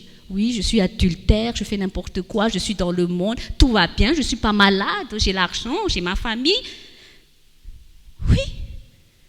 Mais à la fin, Jésus a dit, tôt ou tard, il y a une ruine pour celui et celle qui n'est pas fondé sur le roc. C'est Jésus qui le dit. La ruine est grande. Ne pense pas que la ruine, c'est juste... les gens ils disent, oui, l'argent va bien, la santé va bien, on va aller en vacances, là, maintenant, ça va, ça va. Mais si Jésus arrive sur les nuées, si la fin arrive maintenant, tu seras fondé sur le roc ou sur le sable. Et c'est là que tu vas voir la différence. C'est là que sera la différence. Parce que Jésus a dit, il y a une ruine grande pour celui qui n'est pas bâti sur le roc. Pour celui qui n'est pas bâti sur Jésus-Christ, il y a une grande ruine, que tu le veuilles ou non, c'est la vérité. Amen. Nous devons vraiment prier pour que l'orgueil dans l'Église soit brisé. Il y a tellement de chrétiens qui sont aveuglés par l'orgueil. C'est triste. Mais quand tu es aveuglé par l'orgueil, Satan tu seras comme Ève. Le mensonge va devenir comme vérité et tu vas prendre plaisir à le manger. Ève a pris plaisir à le manger, ce fruit-là. Ça avait l'air bon. C'est pas tout ce qui semble bon qui est bon pour toi. Seule la parole de Dieu est bon. Seul ce que Jésus dit qui est bon pour toi. Ce qui est bien pour toi, c'est ce qu'il y a dans la parole de Dieu. Le mode de vie qui est bon pour toi, c'est la parole de Dieu. En dehors de ça, c'est fausseté, c'est fictif. Tôt ou tard, il y a la ruine qui se cache. Amen. Jean 4, 34, Jésus a dit, « Ma nourriture est de faire la volonté de celui qui m'a envoyé et d'accomplir son œuvre. Est-ce que la famille chrétienne se nourrit de la parole de Dieu tous les jours ensemble? Est-ce que la famille prie ensemble?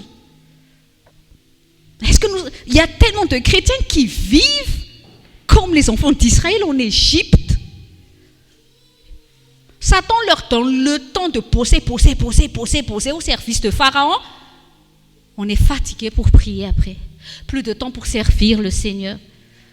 Vous savez, Satan, il n'a pas de problème avec votre réussite et votre succès.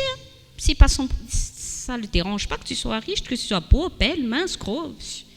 C'est pas ça son problème. Son problème, c'est que tu vas au ciel. Donc, s'il dit que c'est être riche qui va me permettre de l'emmener en enfer, je vais lui donner l'argent. Celle-là, je remarque que quand tout va bien, qu'il est occupé par les trucs du monde, là, je vais permettre, c'est pas grave. Du moment qu'il ne va pas prier, du moment qu'il ne peut pas aller en présence de Dieu. Le but du diable, c'est juste de t'enlever là où Dieu il est. Et quand tu manques de présence de Dieu, quand tu ne manges pas la parole de Dieu, qu'importe ce que tu veux me dire, tu ne vas pas discerner la voix du Saint-Esprit. C'est impossible. C'est impossible. C'est l'orgueil qui va t'animer. Tu vas manger les mensonges de Satan. Tu vas vivre juste dans un mensonge. Amen. Un poisson ne peut pas vivre sans eau. Ça doit être comme ça. Un chrétien ne peut pas vivre sans la présence de Dieu. Il ne peut pas vivre sans la parole de Dieu. Le couple chrétien ne peut pas vivre sans la parole de Dieu, ne peut pas vivre sans prier ensemble. La famille chrétienne ne peut pas vivre sans se nourrir de la parole de Dieu. Sinon, nous serons tous faux, religieux. Notre première nourriture, c'est la parole de Dieu. C'est la prier ensemble avec Dieu, louer Dieu ensemble, adorer Dieu ensemble, chercher Dieu ensemble. Les gens dans votre foyer. Amen. Et c'est seulement après que ce sera facile pour toi de le pratiquer. Amen. Agenouillez-vous ensemble, mari et femme. Au lieu de nous disputer contre nos enfants, des fois, est-ce que nous avons pris le temps de prier ensemble pour nos enfants? Vous savez, on tombe facilement dans la guerre charnelle, c'est la preuve qu'on n'a pas prié. Quand c'est la chair qui combat, c'est un manque de prière et un manque de communion avec Dieu. Parce que ce n'est plus le combat de Dieu. Quand c'est toi qui combats, tu t'es pas assez agenouillé, tu n'as pas pris le temps de t'abandonner à Dieu, tu n'as pas remis ton mariage, ta famille entre les mains de Dieu. C'est pour ça que c'est ta chair qui combat. C'est pour ça que tu te soucies. Ça devient lourd pour toi, l'éducation, lourd au sein de ton couple. Parce que si tu communies avec Dieu, ton combat est le combat de Jésus-Christ. Tu restes dans le silence, dans la paix, et tu vois Dieu combattre pour toi. Mais si c'est la chair qui se manifeste, c'est notre manque de communion. Mais quand nous sommes reposés en Dieu, c'est Dieu qui agit. Amen. Donc, pratiquons la parole de Dieu. Déjà, nourrissons-nous de la parole de Dieu et pratiquons la parole de Dieu à la maison. Pratiquer la parole doit être une priorité. Amen. Si nous voulons vraiment être inébranlables dans notre vie au quotidien, pratiquons la parole de Dieu au quotidien. Même si ton mari ne le mérite pas, soumets-toi à lui. Prie pour lui et soumets-toi à lui. Même si ta femme, des fois, on est un peu énervante, les femmes, des fois. Même là. Même si des fois les enfants, ils sont vraiment désobéissants. Soyons patients et prions pour eux.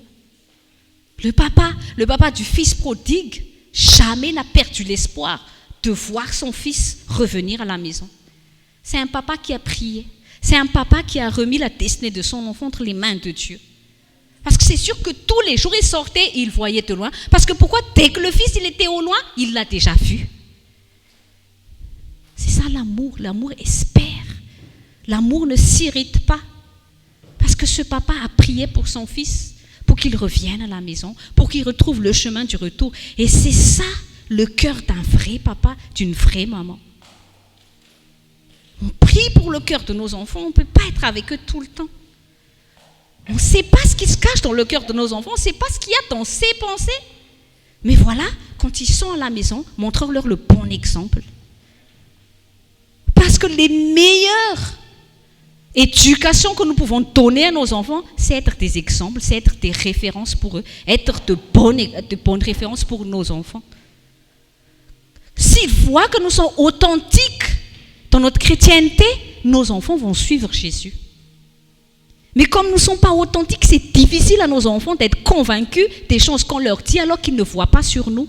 Tu ne peux pas forcer ton enfant à prier si toi, il ne te voit jamais prier à la maison. Tu ne peux pas forcer ton enfant à aimer la Bible s'il ne voit jamais. Son papa, c'est un moment qui prend la parole de Dieu. Son papa, c'est un moment qui prie ensemble. Oui. Surtout quand les enfants grandissent, ils te prêchent, je te dis. Il sort la parole de Dieu que tu prêches ici. Oui, maman, la prédication là que tu as dit, c'est ça. Pourquoi tu es comme ça? Moi, après, je te dis, je dis, ok. Pour te dire, Sandre, que tes enfants, ils veulent voir Jésus sur toi, avant d'en être convaincus. Est-ce que notre vie chrétienne, dans notre foyer, est convaincante? D'abord, est-ce que toi, tu es convaincu de ta chrétienté toi-même? Pose-toi cette question. Parce que la parole de Dieu dit, tout ce qui n'est pas source de conviction est péché. Il y a des gens qui disent être chrétiens sans conviction. Ils disent sur Facebook, enfants de Dieu, mais ça se voit dans leur vie qu'ils ne sont même pas convaincus de ce qu'ils disent. Ils ne sont même pas convaincus de ce qu'ils prêchent, parce que tout est le contraire de ce qu'ils disent croire. Mais quand tu es convaincu intérieurement de la parole de Dieu, tu vas pratiquer. Et ça sert à ça, la prière, la communion. Sois convaincu intérieurement de la parole de Dieu. Priez ensemble. Mari et femme, est-ce que nous sommes convaincus? Est-ce que servir Dieu, c'est juste venir ici? Non. Dieu ne nous a pas appelés pour prêcher la parole. Dieu nous a appelés à vivre la parole de Dieu. Dieu nous a appelés à être les témoins de la parole de Dieu. Dieu nous a appelés à être le support de la parole de Dieu. C'est nous, c'est pas Facebook, le support de la parole de Dieu. C'est ta vie, c'est ma vie. Oui. Comment nous sommes au quotidien, chaque jour? Est-ce que nous vivons une authenticité avec Jésus-Christ? Amen. Parce que beaucoup de gens cherchent la réalité de la vie chrétienne à travers toi, à travers moi. Comme ce que mon mari a témoigné hier. Ça fait plusieurs années qu'il travaille avec cette Sabrina-là. Mais il n'a pas prêché, il n'a pas dit « je suis pasteur ». Tu veux connaître Jésus? Moi, je suis pasteur, je prêche bien Jésus. Tu veux le connaître? Il n'a pas fait ça. Mais là, il a dégagé le fruit, que ça l'a titillé. C'est elle-même qui est venue lui demander, mais comment tu fais pour avoir la paix dans tout ce qui se passe dans l'entreprise? Mais je ne comprends pas. C'est quoi? Et c'est là, c'est le fruit. C'est comme il y a une odeur qui dégage. Tu vois, quand mes enfants rentrent de l'école, dès l'ascenseur, ils me disent « Maman, c'est sûr, ça va être bon le repas parce que dès l'ascenseur, j'ai senti l'odeur du repas. » Et nous devons être comme ça dans notre maison. Est-ce que quand nos enfants nous voient, ils voient l'odeur du Christ, que c'est eux-mêmes qui vont aller chez nous et dire « Maman, c'est quoi le secret là ?» Oui, tu vois, c'est ça. Et quand tu passes du temps à partager la parole de Dieu en famille, moi je ne dis pas que tout est toujours parfait chez nous, mais je trouve que nos enfants, ils sont plus... On partage, on parle de Dieu ensemble. Avant, c'était pas comme ça. Oui, des fois, ils boudent et tout, mais après, ils disent « Maman, d'accord, c'est quoi déjà que la dernière fois que Joshua m'a partagé? Il a dit « Maman, c'est comme ça, alors maintenant. » Tu vois, même Josmayer, il a dit « La chair, c'est comme ça, l'esprit, c'est comme ça. » Donc, maman, quand moi, je suis dans l'esprit, maman, je suis vraiment calme. Je ne boude pas pour faire les services, on dirait que ça va tout seul. Mais quand c'est la chair, moi, je suis toujours fâchée. Il dit, tu vois, maintenant, il voit la différence. C'est quoi chair, c'est quoi esprit à son âge? Et il partage, on se témoigne nous-mêmes. Et moi aussi, je ne me montre pas parfaite devant mes enfants. J'ai dit, tu sais, moi aussi, des fois, maman, quand elle monte de prière, ici, tu vois, oui, c'est comme ça. Et on se partage Dieu à la maison. Amen. Et on avance ensemble, on grandit ensemble dans la volonté de Dieu. Et c'est ce que Dieu veut de nous. Pour finir, on va lire dans Psaume 63, versets 1 à 3. Psaume 63, versets 1 à 3, au nom de Jésus. C'est un psaume de David lorsqu'il était dans le désert de Juda. Ô Dieu, tu es mon Dieu, je te cherche.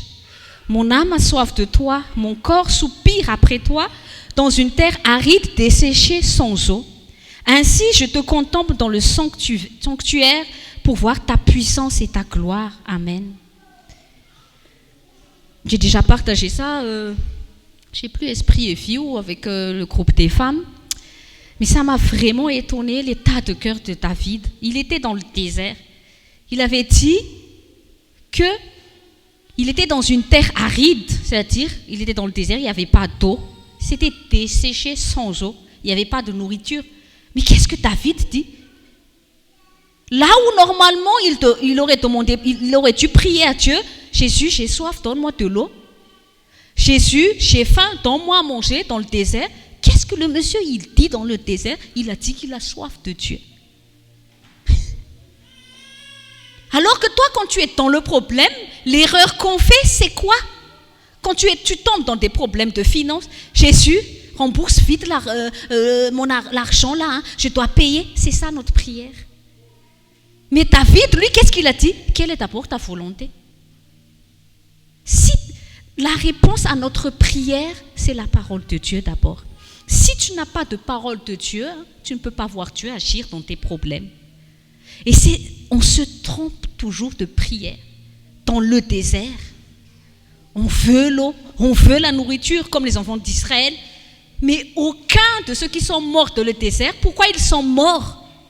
Je répète toujours, ils n'ont pas été morts à cause de manque de nourriture, manque de vêtements, manque d'eau. Dieu les a toujours pourvu à leurs besoins. Mais c'est quoi? C'est leur manque de désir de la présence de Dieu. C'est ça qui les a tués. Enfants de Dieu, ce n'est pas la crise économique qui va te faire mourir. Ce n'est pas le Covid qui va te faire mourir.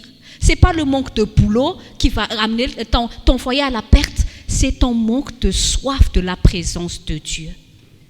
C'est ça qui est la cause de notre perte. On ne désire pas Dieu. On ne désire pas sa présence.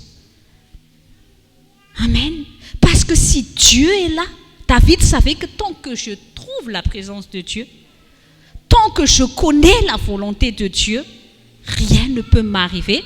Parce que si Dieu est pour moi, qui sera contre moi? Amen. Dans le problème, par exemple, tu as des problèmes de finances, prie Dieu d'abord, quelle est sa volonté? La parole de Dieu dit, je suis l'Éternel, ton bon berger. C'est ça la réponse d'abord à ta prière. Tu vas être fondé sur cette parole. Tu veux dire, alléluia, Père, tu es l'Éternel, notre bon berger. Tu vas déjà être dans l'allégresse à cause de cette parole. Tu vas déjà commencer à louer Dieu dans cette parole. Ah, il est l'Éternel, notre bon berger. La famille va prier ensemble. Allez, on prie ensemble. Viens chérie, on va prier ensemble. On a reçu une réponse à notre prière. Dieu a dit qu'il est l'Éternel, notre bon berger. Alléluia. C'est ça, avoir soif de Dieu. Quand les enfants ne sont pas trop sages, oui, ça ne sert à rien, tu sais, de crier sur tes enfants. Tous les parents, ils ont expérimenté ça. Tu crois que ça les a changés, que tu les cries Ils te regardent juste comme ça. Ils te regardent. Ils te regardent. Moi, ma fille est déjà plus grande que moi. Maintenant, c'est plus comme ça, mais c'est comme ça. Donc, je te dis, hein, ça ne sert à rien. Mais tu dis à ton mari, viens, on va s'agenouiller. Qu'est-ce que Dieu a dit? Quoi, au Seigneur Jésus-Christ? Et tu seras sauvé, toi et ta famille. On va s'agenouiller ensemble. Seigneur Jésus. Il y a un verset aussi que Dieu nous a donné avec les femmes de foi. Tu ne travailleras pas en vain. Tes enfants ne seront pas une source d'inquiétude. C'est une race bénie de l'Éternel. Tu ne te donnes pas des enfants pour que tu les vois périr. On proclame ensemble, Seigneur Jésus, tu as dit, tu nous as donné tes enfants pour qu'ils ne périssent pas en enfer, qu'ils ne périssent pas dans ce monde. Alléluia. Merci Jésus, parce que les enfants que tu nous as donnés sont une race bénie de l'Éternel. C'est ça, connaître la volonté de Dieu. Mais si toi, tu vas prier, où est à manger, où est l'argent, où est le boulot, où est le métro, dodo? C'est ça que tu pries à Dieu, tu ne vois jamais Dieu dans ta vie. Tu dois désirer la volonté de Dieu. Quelle est la parole de Dieu sur laquelle nous allons d'abord être de roc? Et avec les choses qu'on a traversées avec Judas, ça m'a vraiment appris à... Quelle est la parole sur quoi je vais me fonder? Parce que la réalité, tu ne peux pas t'accrocher à tes réalités. Le docteur, il te dit que c'est catastrophique. Alors, rien ne va. Et à ces moments-là, tu te rends compte, heureusement que c'est Jésus-Christ. Où est la parole? C'est le roc, je vais me tenir. Je vais garder le regard fixe sur Jésus. Ne chante pas seulement le regard fixé vers toi. Mais quand viennent les problèmes, où est la roc? Tu tombes comme Pierre dans l'eau. On dirait que tu ne sais pas où aller. Tu cries sur tout le monde. Oui, mais... Et quand il y a quelqu'un qui essaie de t'arranger, tais-toi, tu ne comprends pas ce que je vis. Hein? Tu ne peux pas comprendre. Tu n'es pas fondé sur le roc. Et Satan, il te fait comme le petit toutou avec les problèmes. Et quoi? Tu n'as plus le temps de venir pour chercher Dieu. La présence de Dieu devient une option. Oui, mais tu ne comprends pas, pasteur. Hein? Moi, j'ai un problème, je dois régler. Vas-y, tu vas perdre ton temps à régler tes problèmes. Pendant ce temps, ça se creuse ta communion avec Dieu, ça devient loin, loin, loin. C'est le temps qui est dans... C'est le plus pire que ce qui puisse arriver, c'est quand c'est à l'intérieur qui est le désert. Et extérieur, c'est ça le désert, s'il y a la présence de Dieu, c'est le Dieu qui peut quoi? Qu'est-ce qu'il a fait quand les enfants de Dieu étaient dans le désert? Il brise le roc, il y a de l'eau qui sort. C'est ça ton Dieu. Quand tu vois la présence de Dieu, c'est ce qui se passe. Amen. Tu es en prison, c'est pas grave. C'est là vraiment que Dieu va te sortir pour t'amener vers la promotion. Amen. Donc c'est pas la prison le problème, c'est pas le désert le problème, c'est pas ça le problème. Le problème c'est que quoi? Est-ce que tu es dans la présence de Dieu? Est-ce que tu as une parole de Dieu sur laquelle toi et ta maison tu vas te fonder? Regardez Josué. Il a tenu jusqu'au bout. La parole dans Jean, Josué chapitre 1. Médite la parole journée. C'est ce qu'un mari, un vrai père de famille devrait faire. Médite la parole, papa. Homme de Dieu, ne t'éloigne pas parce que des fois les épouses, elles sont instables. Sache que ta femme a besoin de voir ta stabilité. C'est ce qu'une femme a besoin. Tu dois être stable et ferme. Ne te laisse pas conduire par les sentiments de ta femme. Parce que la femme de nature, elle est fragile dans l'émotion. Un vrai homme, c'est quelqu'un qui se manifeste stable dans la maison. Tu veux être stable, dis à ta femme, tu te tais, femme, ok? Bon, c'est moi le chef, tu m'as dit. Son t'es un conduit, t'es un endroit, l'on te va tais-toi. Vas-y, tu vas écouter ta femme. Je te dis, moi aussi, je suis une femme. Et je crois que si mon mari a dit oui tout le temps, tout ce que j'ai boudé ou pleurniché, on n'avancerait jamais avec Dieu. Jamais. Mais toi, Marie, fixe sur la volonté de Dieu. Des fois, elle est comme Marthe à la maison. Oui, attends d'abord, mais on va faire à manger avant de prier. C'est pas grave si on ne bouffe pas aujourd'hui. Viens d'abord. Laisse tout ça. Aide-la après aussi. C'est bon. Dis oui, je vais t'aider à faire le ménage. Assoyons-nous. Nous allons d'abord manger la parole en famille. Sois ferme. Homme, mari, papa. Tu es le repère de ton foyer. Tu représentes Jésus-Christ dans ton foyer. Amen. Moi, je dis toujours à Esthéra, maintenant tu grandis, les enfants à l'école ont commencé à dire, Dieu est amoureux de toi, non, amoureuse. J'ai dit, il n'a pas le minimum de ton père, laisse tomber.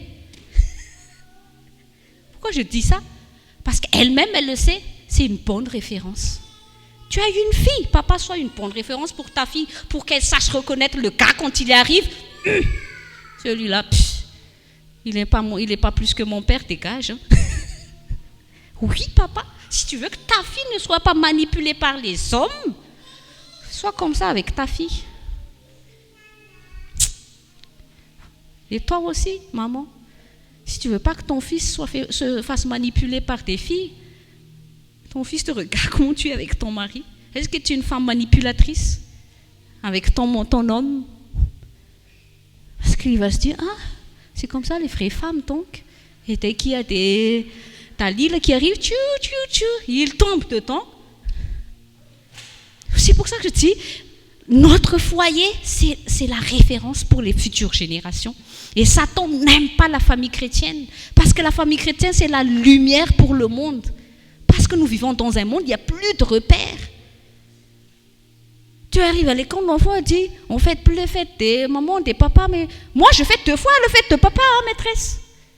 Moi je fête 2 fois la fête de maman chez moi. C'est triste, il n'y a pas de repère. Dans le monde où on vit, quand tu regardes les choses, les clips, les films, on te force à dire.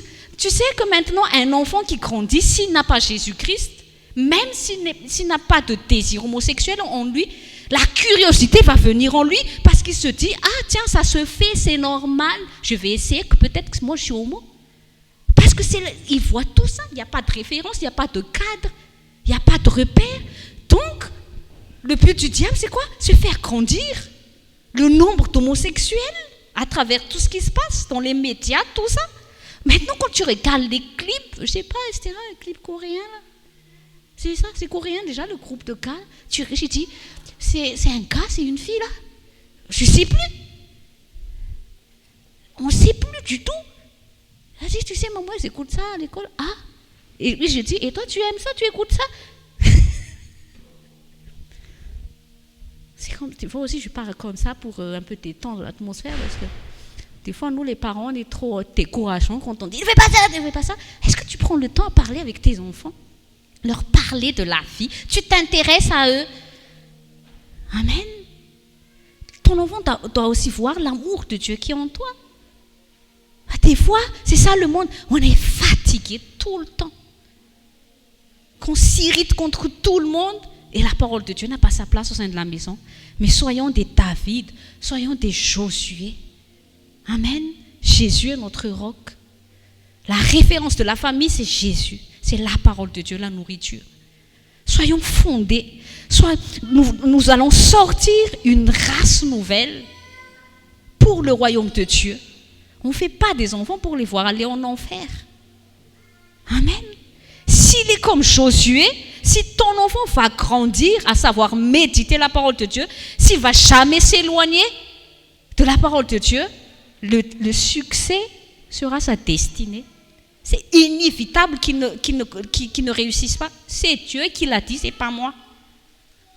Dieu a dit à Josué, tant que tu ne détournes pas de ma volonté, je t'assure le succès. Et effectivement, c'est ce qui s'est passé. Et cet homme a pu dire à la fin de Josué, moi et ma maison, nous servirons l'Éternel. Cet homme a réussi à ramener toute sa maison à Dieu. Parce qu'il ne s'est jamais détourné de la parole de Dieu. Moïse, il n'a pas réussi. On ne sait pas qu'est-ce qui est devenu. La femme, les enfants de Moïse, il n'y a aucun. Mais Josué n'a pas failli. Là où Moïse a failli, Josué prend un exemple. Josué n'a jamais critiqué l'erreur de Moïse, mais il a pris des leçons. Arrête de critiquer les faiblesses des autres chrétiens. Prends-en des leçons. Au lieu de foussa, nanana. Hey, regarde, le fils du pasteur est comme ça, la fille du pasteur est comme ça. Ah, toi aussi, tu as tes enfants, ferme ta bouche, prie pour eux. Tu ne sais pas quand ton enfant va grandir, prie pour eux. Arrête, prends-en tes leçons. Là où les gens ont failli, ne les critique pas. Mais prends-en tes leçons et prie pour eux. Amen. Parce que dans les problèmes, Jésus est notre solution. Dans le désert, il est notre source. Dans la maladie, il est notre guérison. Dans le manque, il est notre providence. Dans la solitude, il est notre ami. Dans l'incompréhension, il est notre conseiller. Dans la vie, il est notre tout. Jésus. Amen. Nous allons nous lever. Nous allons prier afin que Dieu vienne rétablir son ordre divin au sein de notre foyer. Et qu'il n'y a pas de cas désespéré en Dieu. Qu'importe ton passé, peut-être que tu penses qu'il est trop tard, que tu as failli, tu n'as pas bien commencé. Tout peut changer le jour où tu te confies à Dieu. C'est ça ce qui est génial avec Jésus. Il a dit, quand tu donnes ta vie à Jésus, quand tu viens à lui, que tu décides de t'abandonner à lui, il oublie le passé. C'est pour ça qu'il dit, mes bontés se renouvellent chaque matin. En fait, Dieu veut nous dire que chaque matin, il peut y avoir un nouveau départ. De nouvelles choses. Il peut reconstruire ce qui a été détruit. Il peut remettre l'ordre là où il y avait du désordre. Ça, c'est notre Dieu. Amen. Et il est notre trésor, notre fierté. Amen. La nourriture pour notre famille, ce n'est pas l'argent que tu apportes, papa. Ce n'est pas ça la nourriture pour ta famille. Ce n'est pas ce qu'il y a dans le frigo qui est la précieuse nourriture. C'est le roc, c'est la parole de Dieu. Prions. Père Saint, dans le nom de Jésus, nous te sommes reconnaissants, Père, pour chaque foyer ici présent, pour chaque famille qui nous suit à distance sur Facebook. Seigneur, nous te bénissons pour l'amour que tu as pour la famille. Et tu es un Père pour nous tous. Et tu es vraiment un bon Père.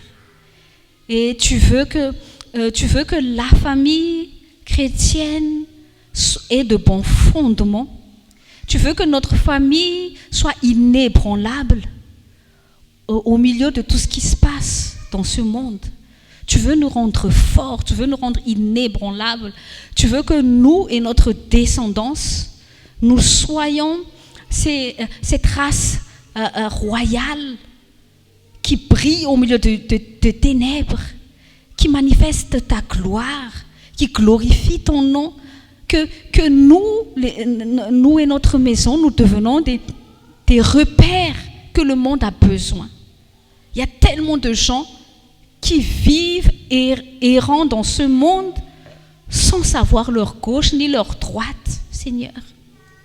Ils cherchent la révélation des fils de Dieu. Où est ce repère?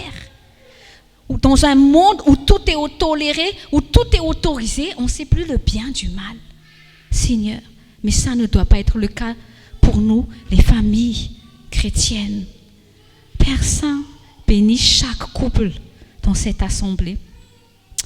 Bénis chaque père, chaque mère, chaque enfant au sein de notre assemblée.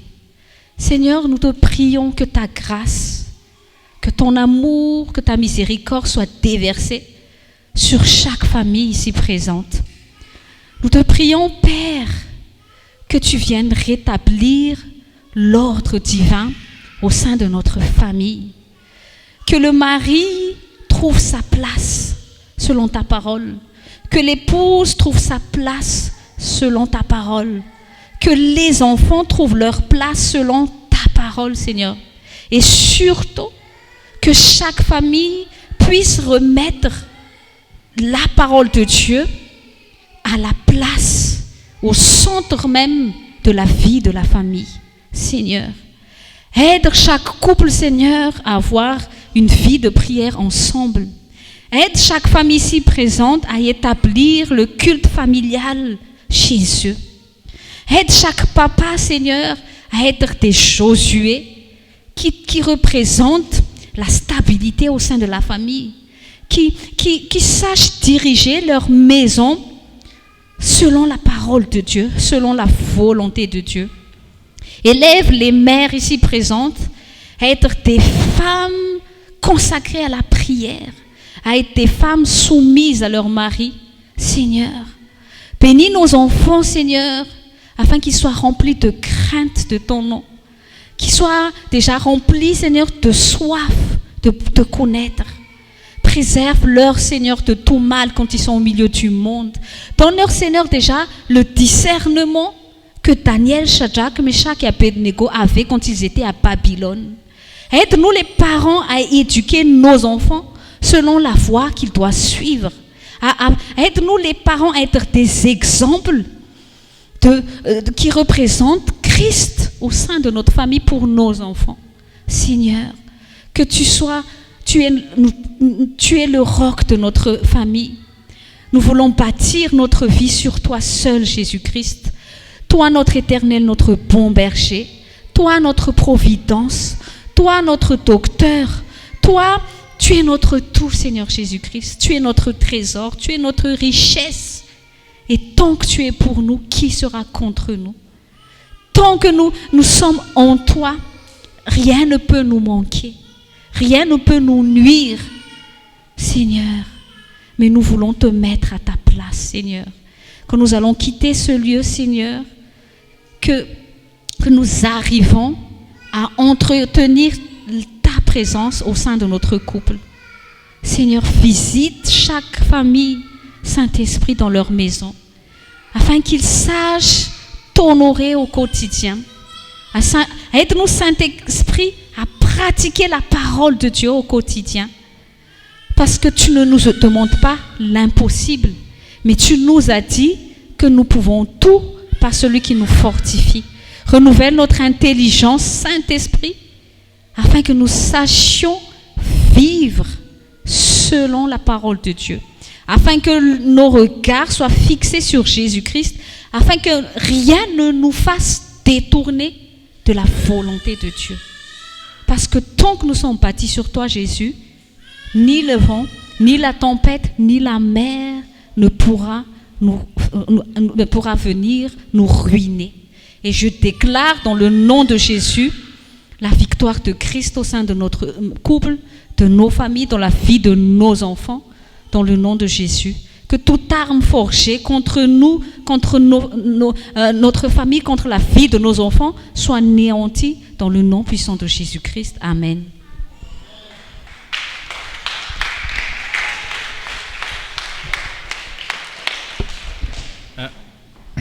Asseyez-vous dans le nom de Jésus, juste un petit mot.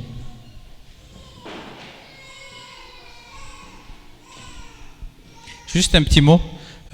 Donc aujourd'hui, c'est notre dernière école. On va se revoir bien sûr sur Facebook Live et avec nos différentes émissions aussi. Mais juste un petit mot. Quand vous allez en vacances et tout là, soyez des fils et des chrétiens authentiques là où vous irez, là où vous allez être pendant cet été. Prenez Josué 1:3 s'il vous plaît. Soyez intelligents, aussi spirituels. Dieu ne nous dit pas de rester là et de ne pas en profiter, mais en plus oui, vous pouvez profiter bien sûr, mais soyez comme Josué. Dans Josué 1:3, il est dit « Tout lieu que piétinera la plante de votre pied, je vous l'ai donné, comme je l'ai dit à Moïse. » Amen. Donc soyez le sel de la terre, soyez la lumière là où vous irez. Avant de sortir, priez. Ouvre-moi une porte, Seigneur. Montre-moi qui, qui évangéliser ou qui prier pour telle ou telle maladie et tout ça. Ayez une communion, une communication avec le Saint-Esprit. Même pendant les vacances, ne vous endormez pas. Et surtout, Matthieu 5, verset 13-16 aussi, Matthieu 5, verset 13 à 16, il est dit, vous êtes le sel de la terre. C'est le Seigneur qui a dit. Si le sel a perdu sa saveur, avec quoi le salera-t-on? Et il ne faut plus rien qu'à être jeté dehors et être piétiné par les hommes. Deuxièmement, vous êtes la lumière du monde. C'est vous et moi. Une ville qui est située sur une colline peut être cachée. Donc ne vous cachez pas. Quand vous allez à la plage, à la montagne, ne vous cachez pas. Soyez des chrétiens qui brillent au milieu de ce monde qui va très mal. On n'allume pas une bougie pour la mettre sous un boisseau, mais sur un chandelier. Elle donne la lumière à tous ceux qui sont dans la maison. Que votre lumière brille au nom de Jésus, ainsi devant les hommes, et qu'ils voient vos bonnes œuvres, qu'ils glorifient votre Père qui est dans le ciel. Alléluia. Soyez donc des Daniel, soyez donc des Joseph. Amen. Ils étaient hors d'Israël, on leur a envoyé à Babylone et en Égypte, mais ils ont tenu bon face au roi et même à l'empereur dans leur temps. Et vous, quand on vous dit de faire n'importe quoi et tout ça, donc ne le faites pas. Soyez des sels. Ne soyez pas des chrétiens cool. Non, je suis cool. Soyez inébranlables. Et ne soyez pas des chrétiens mous aussi ou des chrétiens faibles. Et surtout, ne dis pas au Saint-Esprit, je suis en vacances, je ne suis plus pasteur pendant les vacances, je ne suis pas évangéliste pendant les vacances, je ne suis pas docteur pendant les vacances. Non, c'est archi faux. Quand vous y allez, faites comme si vous évangélisez tout le temps et en tout lieu. Alléluia. On va se lever, on va prier, on va rendre gloire à Dieu. Vous avez reçu quelque chose. On va voir la prochaine fois. C'est quoi la différence entre les écoles et les cultes? Je ne vais pas détailler ici, mais c'est deux choses différentes. Mais là, c'est comme si c'est à la fin des cours, on prie et on remercie le Maître. Le Maître, c'est Jésus. Le Maître, c'est le Saint-Esprit. On va juste remercier. Priez avec moi. Priez aussi. Père Céleste, dans le nom de Jésus, merci parce que nous ne manquons pas de connaissances. Tu es avec nous et tu es parmi nous en tout temps. Tu nous montres ce qui est théorique et tu nous incites à les mettre en pratique si nous voudrions bien voir les résultats que nous avons lus, que nous avons vus avec les patriarches dans la Bible. Jésus, merci parce que nous avons reçu de ton esprit la connaissance qui n'est pas de ce monde, mais qui est de ton royaume. Merci Seigneur parce que tu nous as donné une chose qui est inestimable, qui est la parole de Dieu. Et aujourd'hui Seigneur, comme tu as déjà fait, tu as partagé la parole et après, tu as pratiqué la parole. Et je bénis l'assemblée, je bénis chaque âme présente ici, Seigneur, qu'il fasse selon ta volonté, selon tes directives, Saint-Esprit, selon ta conduite, Saint-Esprit. Bénis chaque famille pendant ses vacances. Guide-les, Seigneur. Ne les laisse pas s'endormir sous leur laurier, mais que toi, Seigneur, tu les guides en chaque instant. Ô Seigneur Jésus, merci parce que tu es parmi nous, tu es avec nous. Merci parce que la paix réside maintenant et à jamais.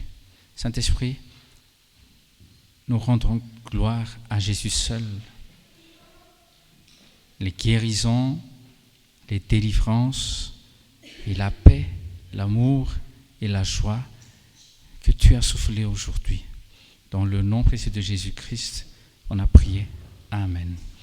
Je suis comme je suis par la grâce de Dieu. Vous êtes comme vous êtes par la grâce de Dieu. Allez dans la paix du Seigneur Jésus. Amen. Les offrandes et les dîmes, c'est derrière. Soyez bénis dans le nom de Jésus. Amen. Peace.